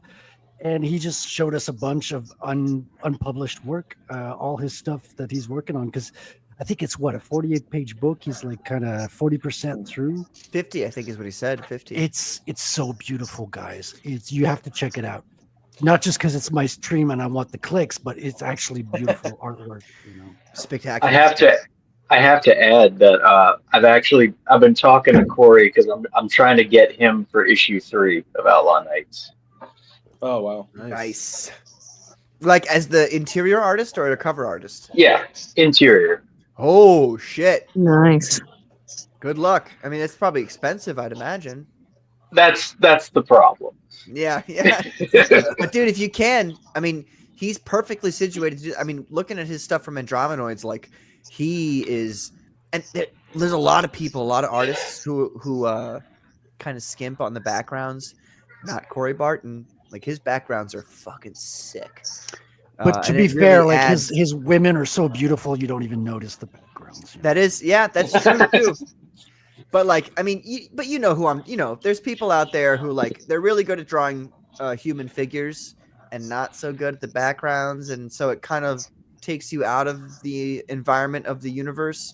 But because Outlaw Nights is so sci-fi and so that's one of those IPs where you have to have somebody who's good at drawing backgrounds to place you in the environment, so you're there with them in space. You know what I mean? Oh yeah. And your current artist does a great job. I'm not saying your current artist doesn't. He does do a fantastic job. And I was going to say that to you earlier, but we got distracted. No, it's probably Katie's fault. I'd imagine. Beautiful art. You can go fuck yourself. Well, Katie, that's the first thing you've said for the past 20 minutes is just go. I was listening. I was being a good mad listener. And angry this whole show. Do I have to kick you? I'm being a good listener, asshole. Unlike you.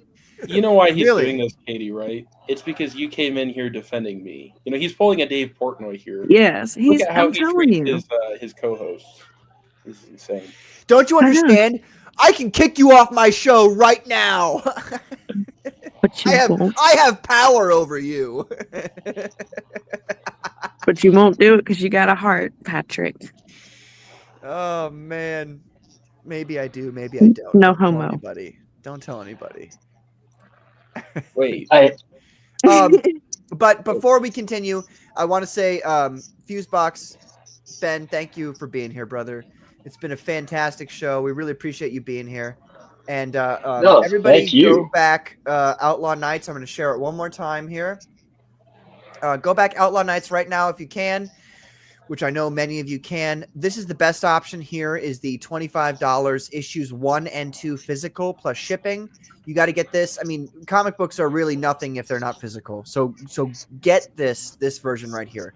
Or if you can get multiple versions of the comic and you want to show people that, go ahead and get that. But we've got the 1 and 2 physical. You can get that right now.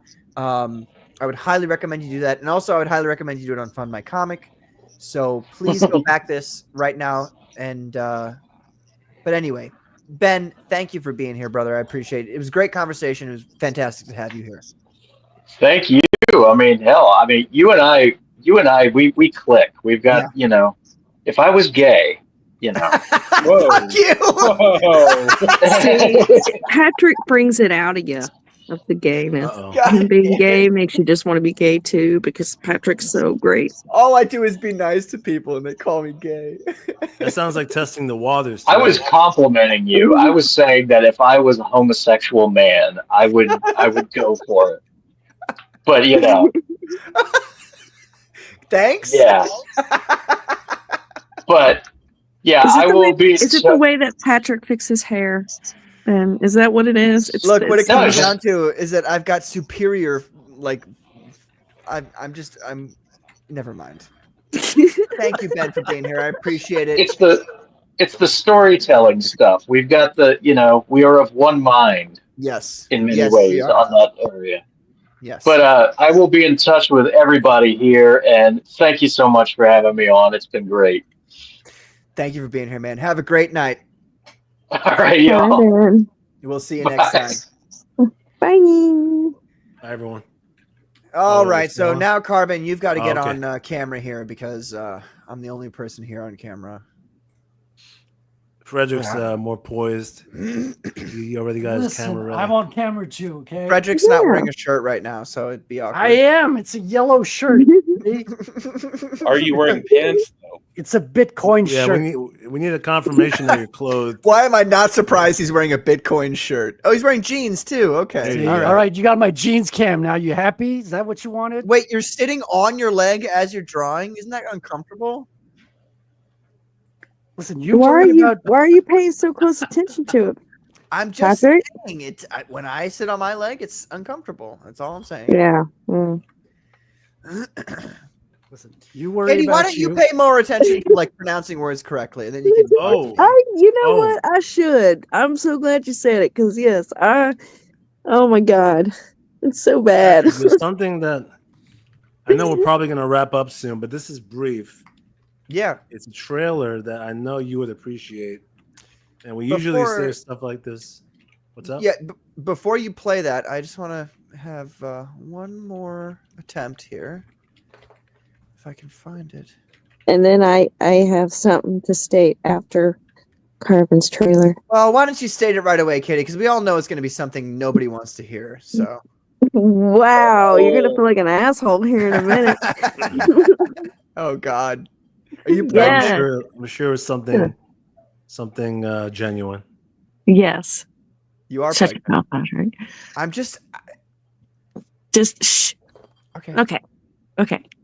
I think we need to lift up our brother Commando B.A. Turner from last week with debating twice, and whether you agree, whether you think he did well or not, you should definitely give praise to BA that's willing to step up to the plate and is willing to go toe to toe with people who are very opposite of us. So I think he did very well. It's not easy, dealing with emotional women. I mean, I'm emotional. So, and I will say, Tyler was from Talk and Draw was pleasant. So, okay, I just heard you say emotional woman, so I thought you were talking about Tyler. Well, I mean, you could. I mean, it makes more sense. Yeah, but anyway, no, I just want to say hail to brother BA. And I think you did great. And regardless of what people say, and I know it's been kind of frustrating a little bit for the way people kind of acted towards you with it.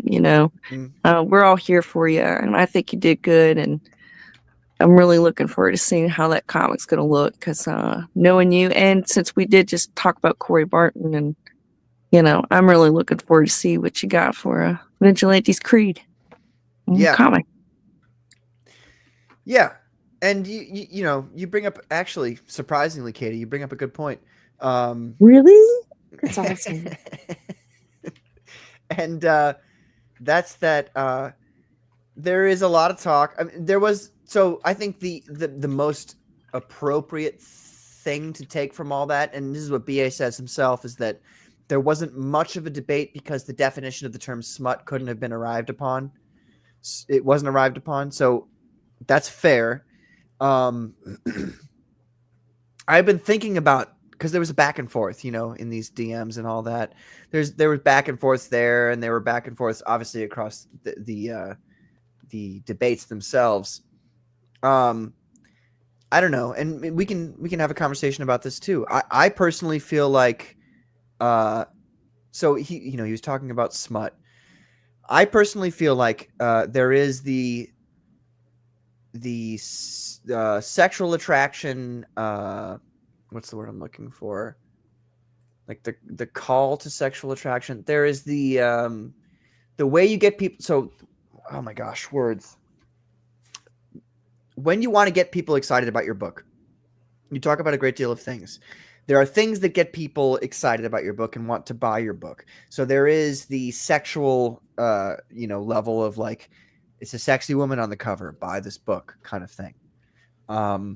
Or rather, even more so, this whole book is about sex, buy this book. I feel like the sexual aspect of things is the lowest common denominator of things you can get people to be excited about, to be interested in what you have to offer them.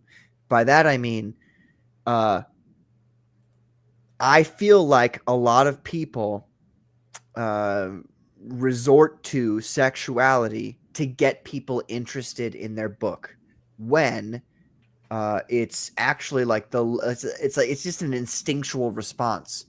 Like, it's not even really like an intellectual thing that people think about and go, oh yes, I like this because of reasons. They're just like, it's hot, therefore I like it.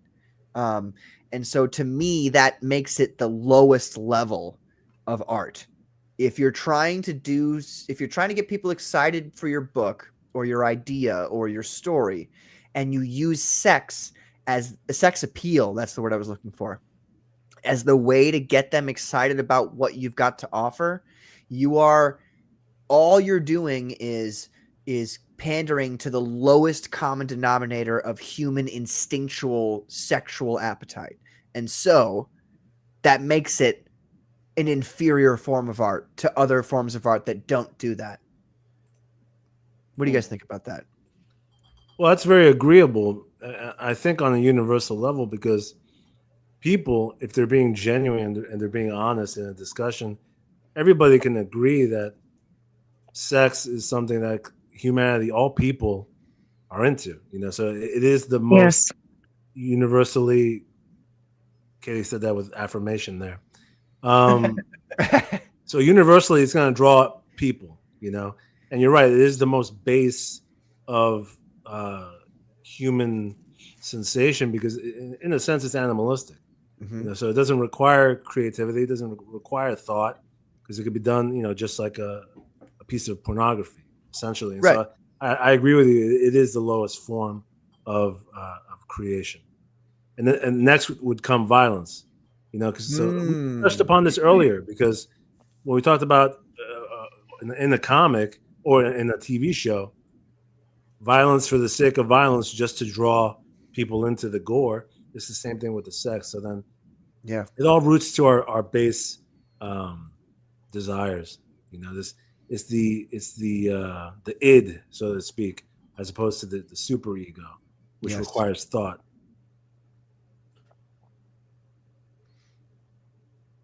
Anybody else? I don't want to interrupt anybody.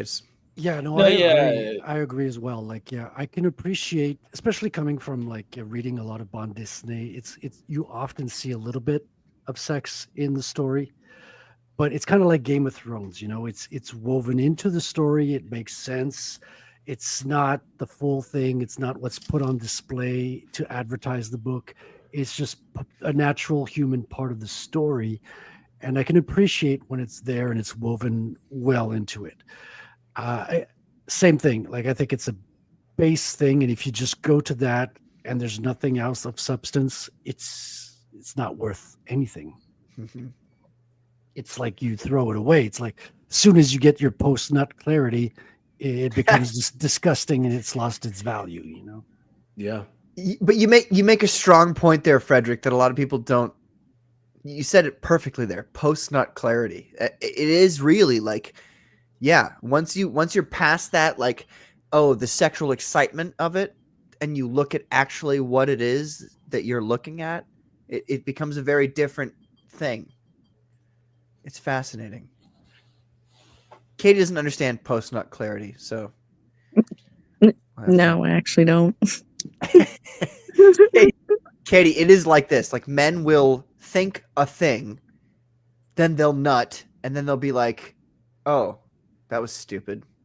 Like, it is, but they were so distracted by their sexual urges that they didn't realize that beforehand. It's fascinating. It's why men are more capable of having one night stands and then not giving a shit the next day. Precisely. As opposed to a woman who feels That's actually why they don't give a shit the next day. The woman is like, Yeah. he was nice, like, this is cool, like, we trust each other. The man's like, wow, she had a weird nose. You know what I mean? That's what it is. That's not a Stop with personal the story. Jew jokes, Patrick. That's you know not- how many have to die? Come on. How many have to die? Holy crap! Yeah, Patrick, what's with you, man?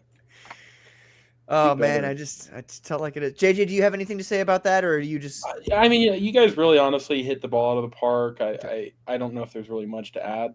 I mean, it's Fair just enough. how it is. It's a base instinct, and if that's all you have to your story, then there's nothing to it. And I think the same thing goes with, like, if all you have is explosions or action, except for, I think, that sex, you have to be careful with, because it's in the first chapter of Genesis, right? Like the first page of the Bible, it says God made us in his image, you know, in the image of him, created he them, you know, and then it says God tells Adam and Eve, you know, be fruitful, multiply the earth. So he gave us the ability to create life, you know, in the same way that, well, similar, I should say, to how he created us. And it's honestly the most sacred thing I think that we could do as people. And so if you desecrate it, then it's actually like the most blasphemous thing you could do.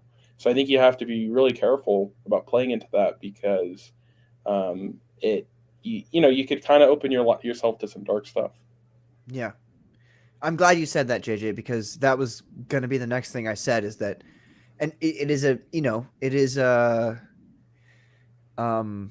maybe a hot topic amongst people. There's a lot of conservatives, free speech people, all about freedom and freedom of speech and freedom to do what they want. And I get that. I understand why you feel that way. There is a point to which, though, everybody has to understand that, like, ideologies and systems of government don't come from nowhere. So, like, the system of government that all these super conservative but also not religious people, that version of government that they want only comes from a highly Christian type of ideology. Yeah. And so, like you, JJ, I feel the same way, that sexual intercourse is literally the most beautiful thing that can possibly occur between two humans of all ever. And like you said, it is so close to creation. It's procreation. It is, in fact, it's almost like, not that it's more beautiful than what God did to create the universe. And obviously this all depends upon you believing in God. If you don't believe in God, that's where the stickler, you know, that's where it's gonna stick for you, and you might not agree with us here. But if you do believe in God and you say, okay, God created the universe, then the most godly thing that two humans can do is choose to engage in procreation with one another to create another human. And there's no other that can't occur in any other way. Like it is the most beautiful thing on the planet, and it will always be the most beautiful thing on the planet. And so to show it in a kind of crass or demeaning way it hurts humanity, more than it hurts anybody else. It's just so beautiful. Why would you show it in a crass way? I guess is the way I look at it. Yeah, agree. I'm with you there. Yeah, I think too. Also, I used to be like a straight up libertarian, and then I realized almost all of our economic issues are because basically people can't keep it in their pants. There's a lot of single moms, like Eric July's mom. Damn. Woo! Wow. JJ, JJ is so hardcore right now. That was hard. Get it, JJ. I'm glad that you brought up it essentially being kind of the primary sin, because lust really is the gateway to more sin. And so like you just said about the libertarians and the problems that they have, so them basically succumbing to lust. And Patrick, you're lol. Sorry, I just know it's something that I'm definitely not going to be buying because I can't give that to my kids. Yeah. Well, no matter what age they are, as a parent, I'm not doing that. I'm Katie, not doing as a person that makes sense. I'm not going to. As a person who has I have a psychological degree in child psychology. Okay. Oh, wow. I know that, like, I understand the way kids work. Kids are the most beautiful thing ever to exist on the planet because they're innocent. They don't understand the evil of the world. Not only do they not understand it, but they come straight from God. So they don't even you present to them evil and they don't understand it because it's foreign to them.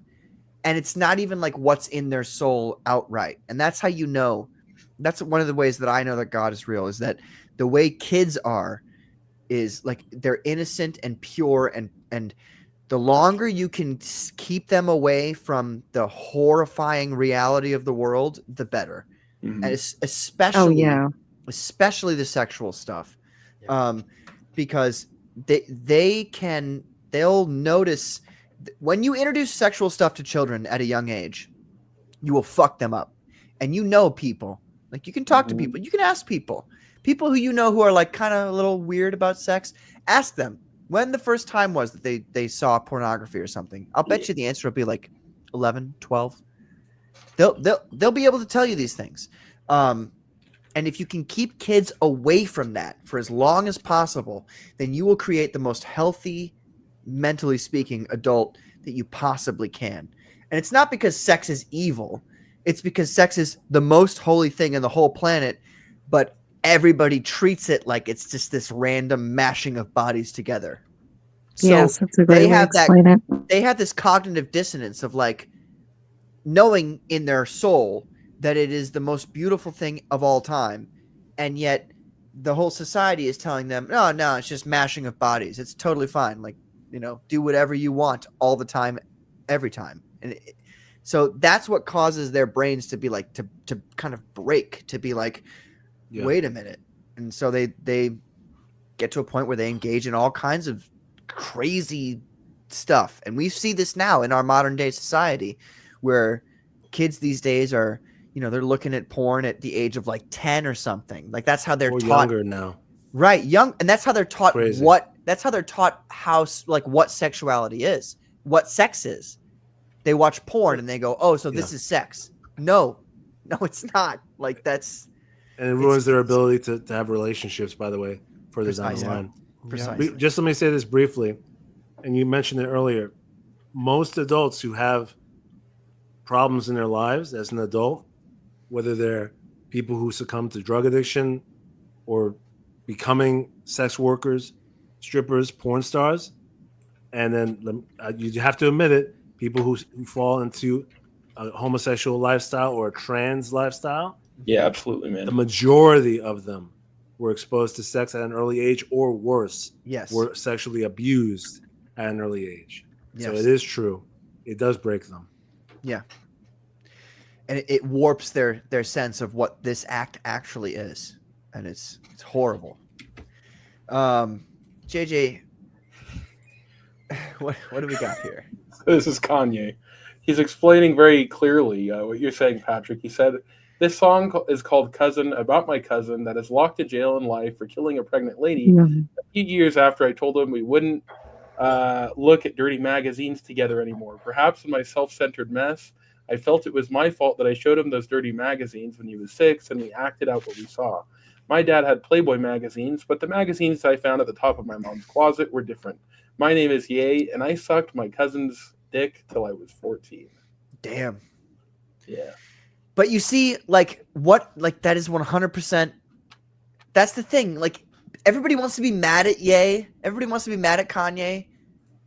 But he's only saying what he experienced, what his truth is. And I don't believe in the whole my truth, his truth thing. But what I'm trying to say is, like, he is expressing to the best of his ability what the truth that he understands it to be is. And people will call him all kinds of names. They'll call him a fag for, sucking his cousin's dick till he was 14. But if you take a step back, all of you guys here on this panel, you can see that the man is severely beset. Like, he's got, like, why is he crazy? Why does he need drugs to handle his because of this stuff? Because this is what he lived his whole life. Since he was a child. Like, this is the kind of things that so many children that we don't even know about have to go through all day long. And we pretend like it's all normal. It's not normal. It's fucked up. And these people are fucked from it. And not in a, like, it's, I'm sorry. I gotta calm down. Proper fucked. Not literally. Figuratively. I agree 100%, Patrick. Yeah, I mean, I understand why you're getting upset because it's sick. Justified. I think your reaction is the right reaction, is to be upset. Yes. By what's going on. Yeah. Well, it's even more relevant now because of the fact that there are still people out there trying to push this onto kids with the whole, trans children concept. I mean, right then and there, that's introducing sexuality to children. So this is a relevant topic. Unfortunately, yes. I'm sorry. I'm just getting back to the chats here because I was distracted. No, man, I'm happy you handled this difficult topic and brought it up. We're talking real here. We're going back to authenticity. This is the real stuff that's going on in our lives, and we got to address it. Yes, we have to talk about it. This show would be when we have parents useless in the audience. This show would be fucking useless if we weren't able to because we're all single, and by we all I mean myself, Carbon, Frederick, who are here every week. I'm not shitting on you guys. I'm just saying it's fine. The three of us, we're single, and so these kinds of things, these subjects are important to us in a different way than maybe they might be important to other people. But you, JJ and Katie, you both have children, and you both understand. At least I hope. I've spoken to you guys enough. I know you guys well enough to know at this point that you, really do care about what your children see, what they view, what they believe to be real, what they don't believe to be real. And our society is set up in such a way as to, well, let's make no bones about it. Our society is set up in such a way as to literally destroy the minds of your children, to enslave the minds of your children. We're literally in a battlefield every day. It's honestly, they're fighting against us, and we have to fight literally every day. Right. Yeah. That's why I tell people, when you think about having children, and I always tell people, when you have kids, and JJ will agree to this, your whole world changes, your perspective, everything you thought. No, you're in a whole nother setting, in a whole nother mindset. Mm-hmm. And it's scary. It's joyful, it's blessings, but it's scary because you're looking at the world around you And that's why, we are so. I would argue, though, with with you, of what our in children. one sense, there's people who say that. There's people who say you have children and your whole mindset changes, and they mean different things by that. I think you and JJ, if you were to say that to me, I think what I would take from that is that you now have a responsibility to protect your children and to do the things that are necessary to protect your children, to raise them the right way. Okay. Yes. There are some people out there who say that. They go, your whole world changes and it's all different to you. And what they mean by that is what is right or what is wrong no longer matters because you need to take care of your children. Those people I worry about. I look at them sideways. The truth is the truth, whether or not you have children. Now, there are people like you two who understand that the truth is the truth and that justice is justice and right is right and wrong is wrong. And then you have children, and that when you say changes, what it does is it exacerbates that feeling of this is what I need to teach my children. Like, these are the things that are important to teach my children. There are other people out there who go, well, if I need to, say, for instance, make enough money to do XYZ for my children, then me doing a bad thing is acceptable.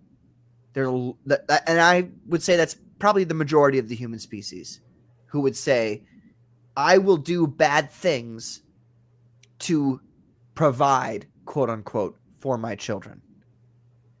That's not a good thing, because they essentially use their children as shields for their own moral culpability. Now, there's a lot of people like that in the world. My parents are not like that. I feel like you two, JJ and Katie, are not like that. But most of the people I've met are like that, where they go, well, what's right is not necessarily right when you've got to support a family. And it's like, no, brother, it's the same fucking thing. You just don't have the courage and the spine to do it. So I don't know. Maybe you don't feel that way. How do you guys feel about what I've just said? Dude, when I graduated from college, that was like all the mandates about you had to get the jab and stuff. It was so hard for me to get a job. But yeah. Anyway, the point is yeah, I agree with what you're saying. Like, sometimes you just got to do the right thing, even if that means your life's going to suck. Yeah, taking a neutral stance is kind of the norm these days because it's simply easier than to have to pick a side and to say, no, this is what's right and I'm going to stand up for it. So, but the thing is, when you're neutral on morality, you can be swayed. You can fall into the herd. And so as a result, that's actually a risk for your child. And this topic is a perfect example, because if your environment starts to sway in a particular way and you go along with it, so is your child, it's going to affect them. And so, like living in a blue state, like living in California, for example, that's a perfect case where it's like, I'm not going to accept this happening to my child because I know the difference between right and wrong. So you're right about that. You need to decide where you stand and not be neutral. Katie, how do you feel? I agree with all of it. I have no disagreements. It's just, I've got two. I don't know how JJ's child is, but I got a 6-year-old and a 3-year-old, and that's it. Facing the school system and facing, it's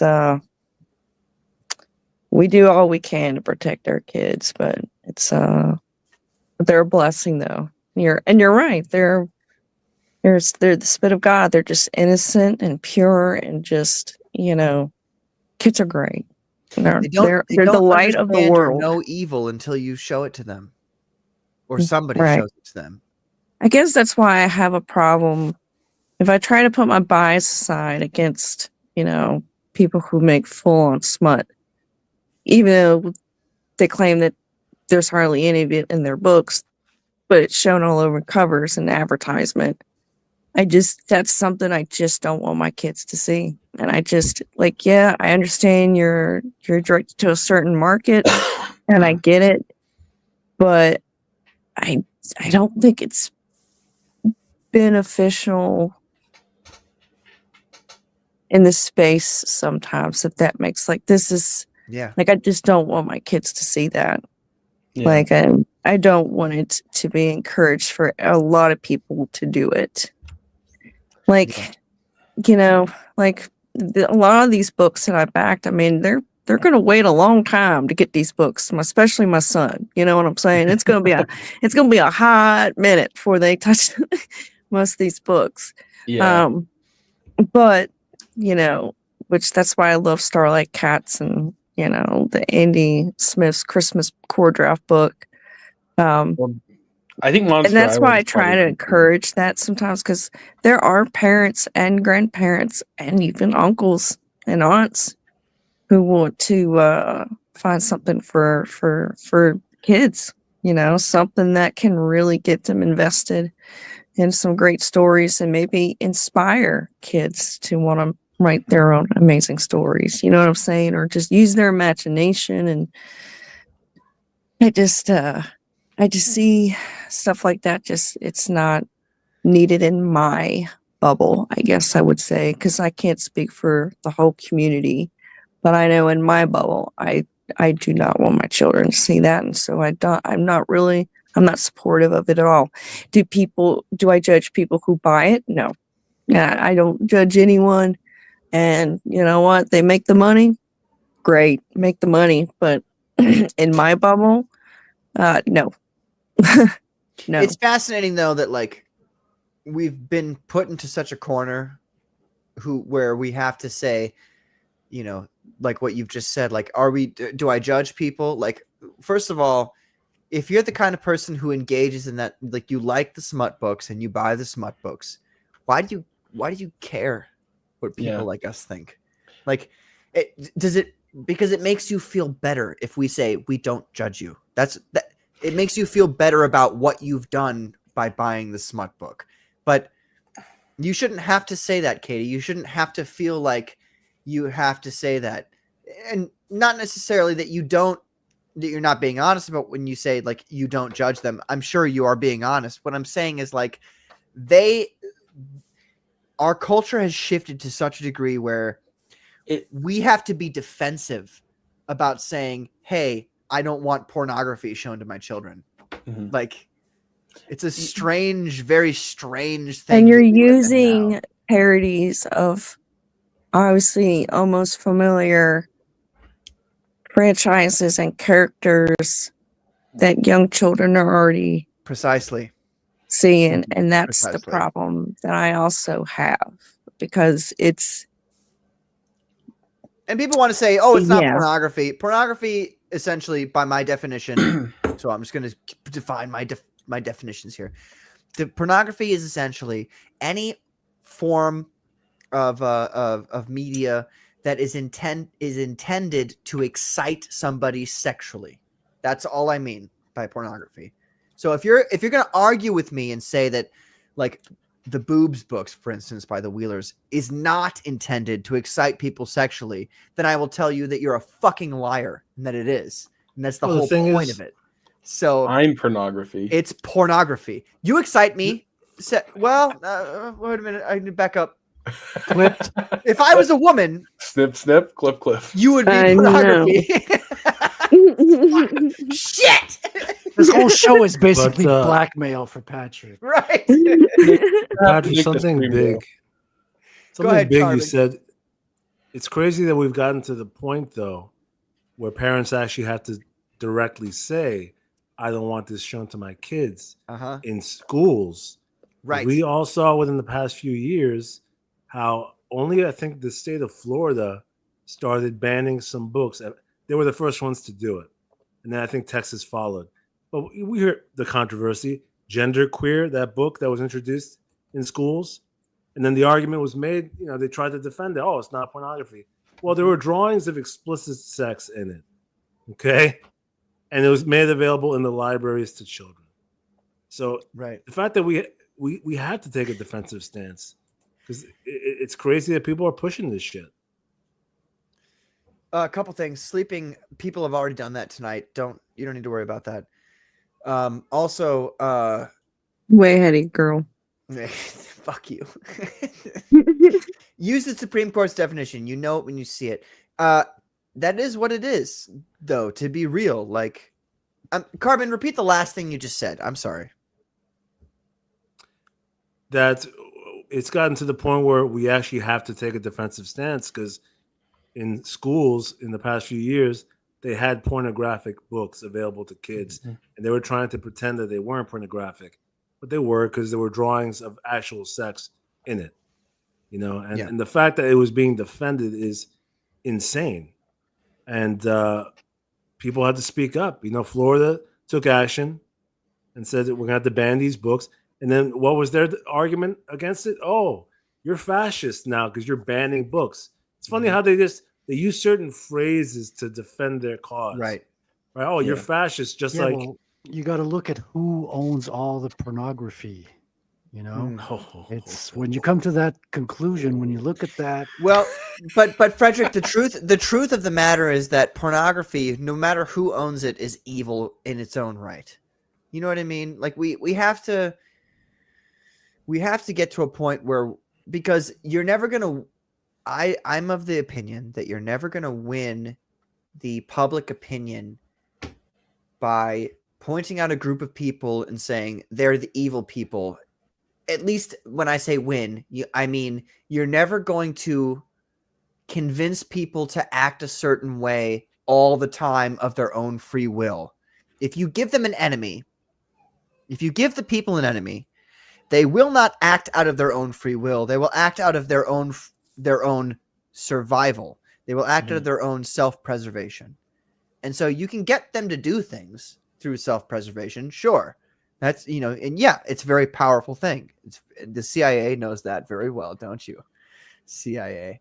But if you get people to act out of their own ethical choices, they cannot be swayed. They cannot be controlled. They cannot be manipulated in any way. If they think that something is moral or immoral, they will operate off of that by just because. And you can't convince them otherwise. And I think that's the correct way to go about it, is to convince people that certain things are moral and certain things are immoral. And in regards to that point, Sleeping Psychopathy says, but the return to hyper-conservatism is so gauche. Is that gauche? Gauche. I don't know how to pronounce that. Gauche. Sorry. Being sheltered from the world does not make for a more moral world. Sleeping Psychopathy. This is what a lot of conservatives are like this now. The ideology upon which you live your life and love your life and get all of the positive things about your life, that ideology is Christianity. I'm sorry, but it is that ideology. If you want to eschew Christianity, then you must accept another religion, because where there's a void of power, something moves in. It will be atheism, which is communism, essentially. It will be Islam, which, like, come on, we all know what that is. There will be any number of religions that move in. Atheism is a religion, by the way. It is 100% a religion. It is a belief in something that you have no evidence to prove whatsoever, but you believe it as if it's true. You have faith in it. There's no evidence to prove that atheism. In fact, the vast majority of the human history and experience would point to there being some sort of higher being, but they don't want to talk about that. The point I'm trying to make is that if you remove Christianity, which has, yes, harsh rules about sexuality and yada, yada, yada, all these harsh rules. Oh, these rules are so hard. You remove that and you've got a much worse situation on your hands. So it's up to you. This is the argument I've had with Johnny Scab before too. Like, Johnny's a pagan. Johnny believes in paganism. He's a British guy who believes in paganism. He's all about paganism. But the things that he loves about Britain that are being taken away from him as we speak, that are currently taken away from him, those things came from Christianity. You don't have to agree with me. It doesn't matter, because you'd be wrong if you were to disagree with me. The fact of the matter is that the ideology of Christianity brings about the things that everybody in Britain and America who recognize what freedom and liberty is, that's what it brings to you, those things. And it does require sacrifice. It does require you to engage in certain rules. And if you don't want that, fine. Go back to literally eating shit out of a gutter. Fine. That's what you're saying you want. So Christianity brought you something different. Sorry, that's a rant. I'm done with my religious rant for the evening. I was gonna say there is like a bit of a balance for sure though, because then you have people like Melanie Mack where they'll say like, "Oh, you know, this is porn because it sexually excites someone." Modern Pharisees. But then at the same time, you look at all the stuff she does, it's like, you know. Right. You're So critical. Yeah. yeah, so like I think there's like a bit of a spectrum, and I definitely agree that like people shouldn't be worried about like offending others. We've developed like this weird affirmation where you always have to be constantly telling people, you're good, you're this, you're that. But yeah, I think it's not not how things should work. So well, we were talking about specifically sheltering children from pornography. So just to kind of encapsulate that with I was going on tangent. Sorry, my bad. Continue, Carl. Yeah, the sheltering that we're specifically talking about is to protect children. So we're not talking about entering a hyper conservative adult life. That's a tangent. That's a different topic. But I will say though, in response to Patrick's rant, which I still agree with, morality actually, here's the thing that people just don't want to accept. True morality can only come from religion. And the reason why I'm using the word religion instead of Christianity is I know a lot of people have a hard time just wanting to accept Christianity. So I'll just say religion. If you don't have belief in God, right, your morality is going to be shaken because it is secular. It's based on societal norms. So this topic is relevant. Which can be shifted by the Overton window. Yes, and by politics and by those who surround you, even in your own neighborhood. You will eventually follow the masses if you do not have conviction in what you're believing in, which can only be God, by the way. Because it's either you believe in God or you believe that you're God, which is what atheism is as well.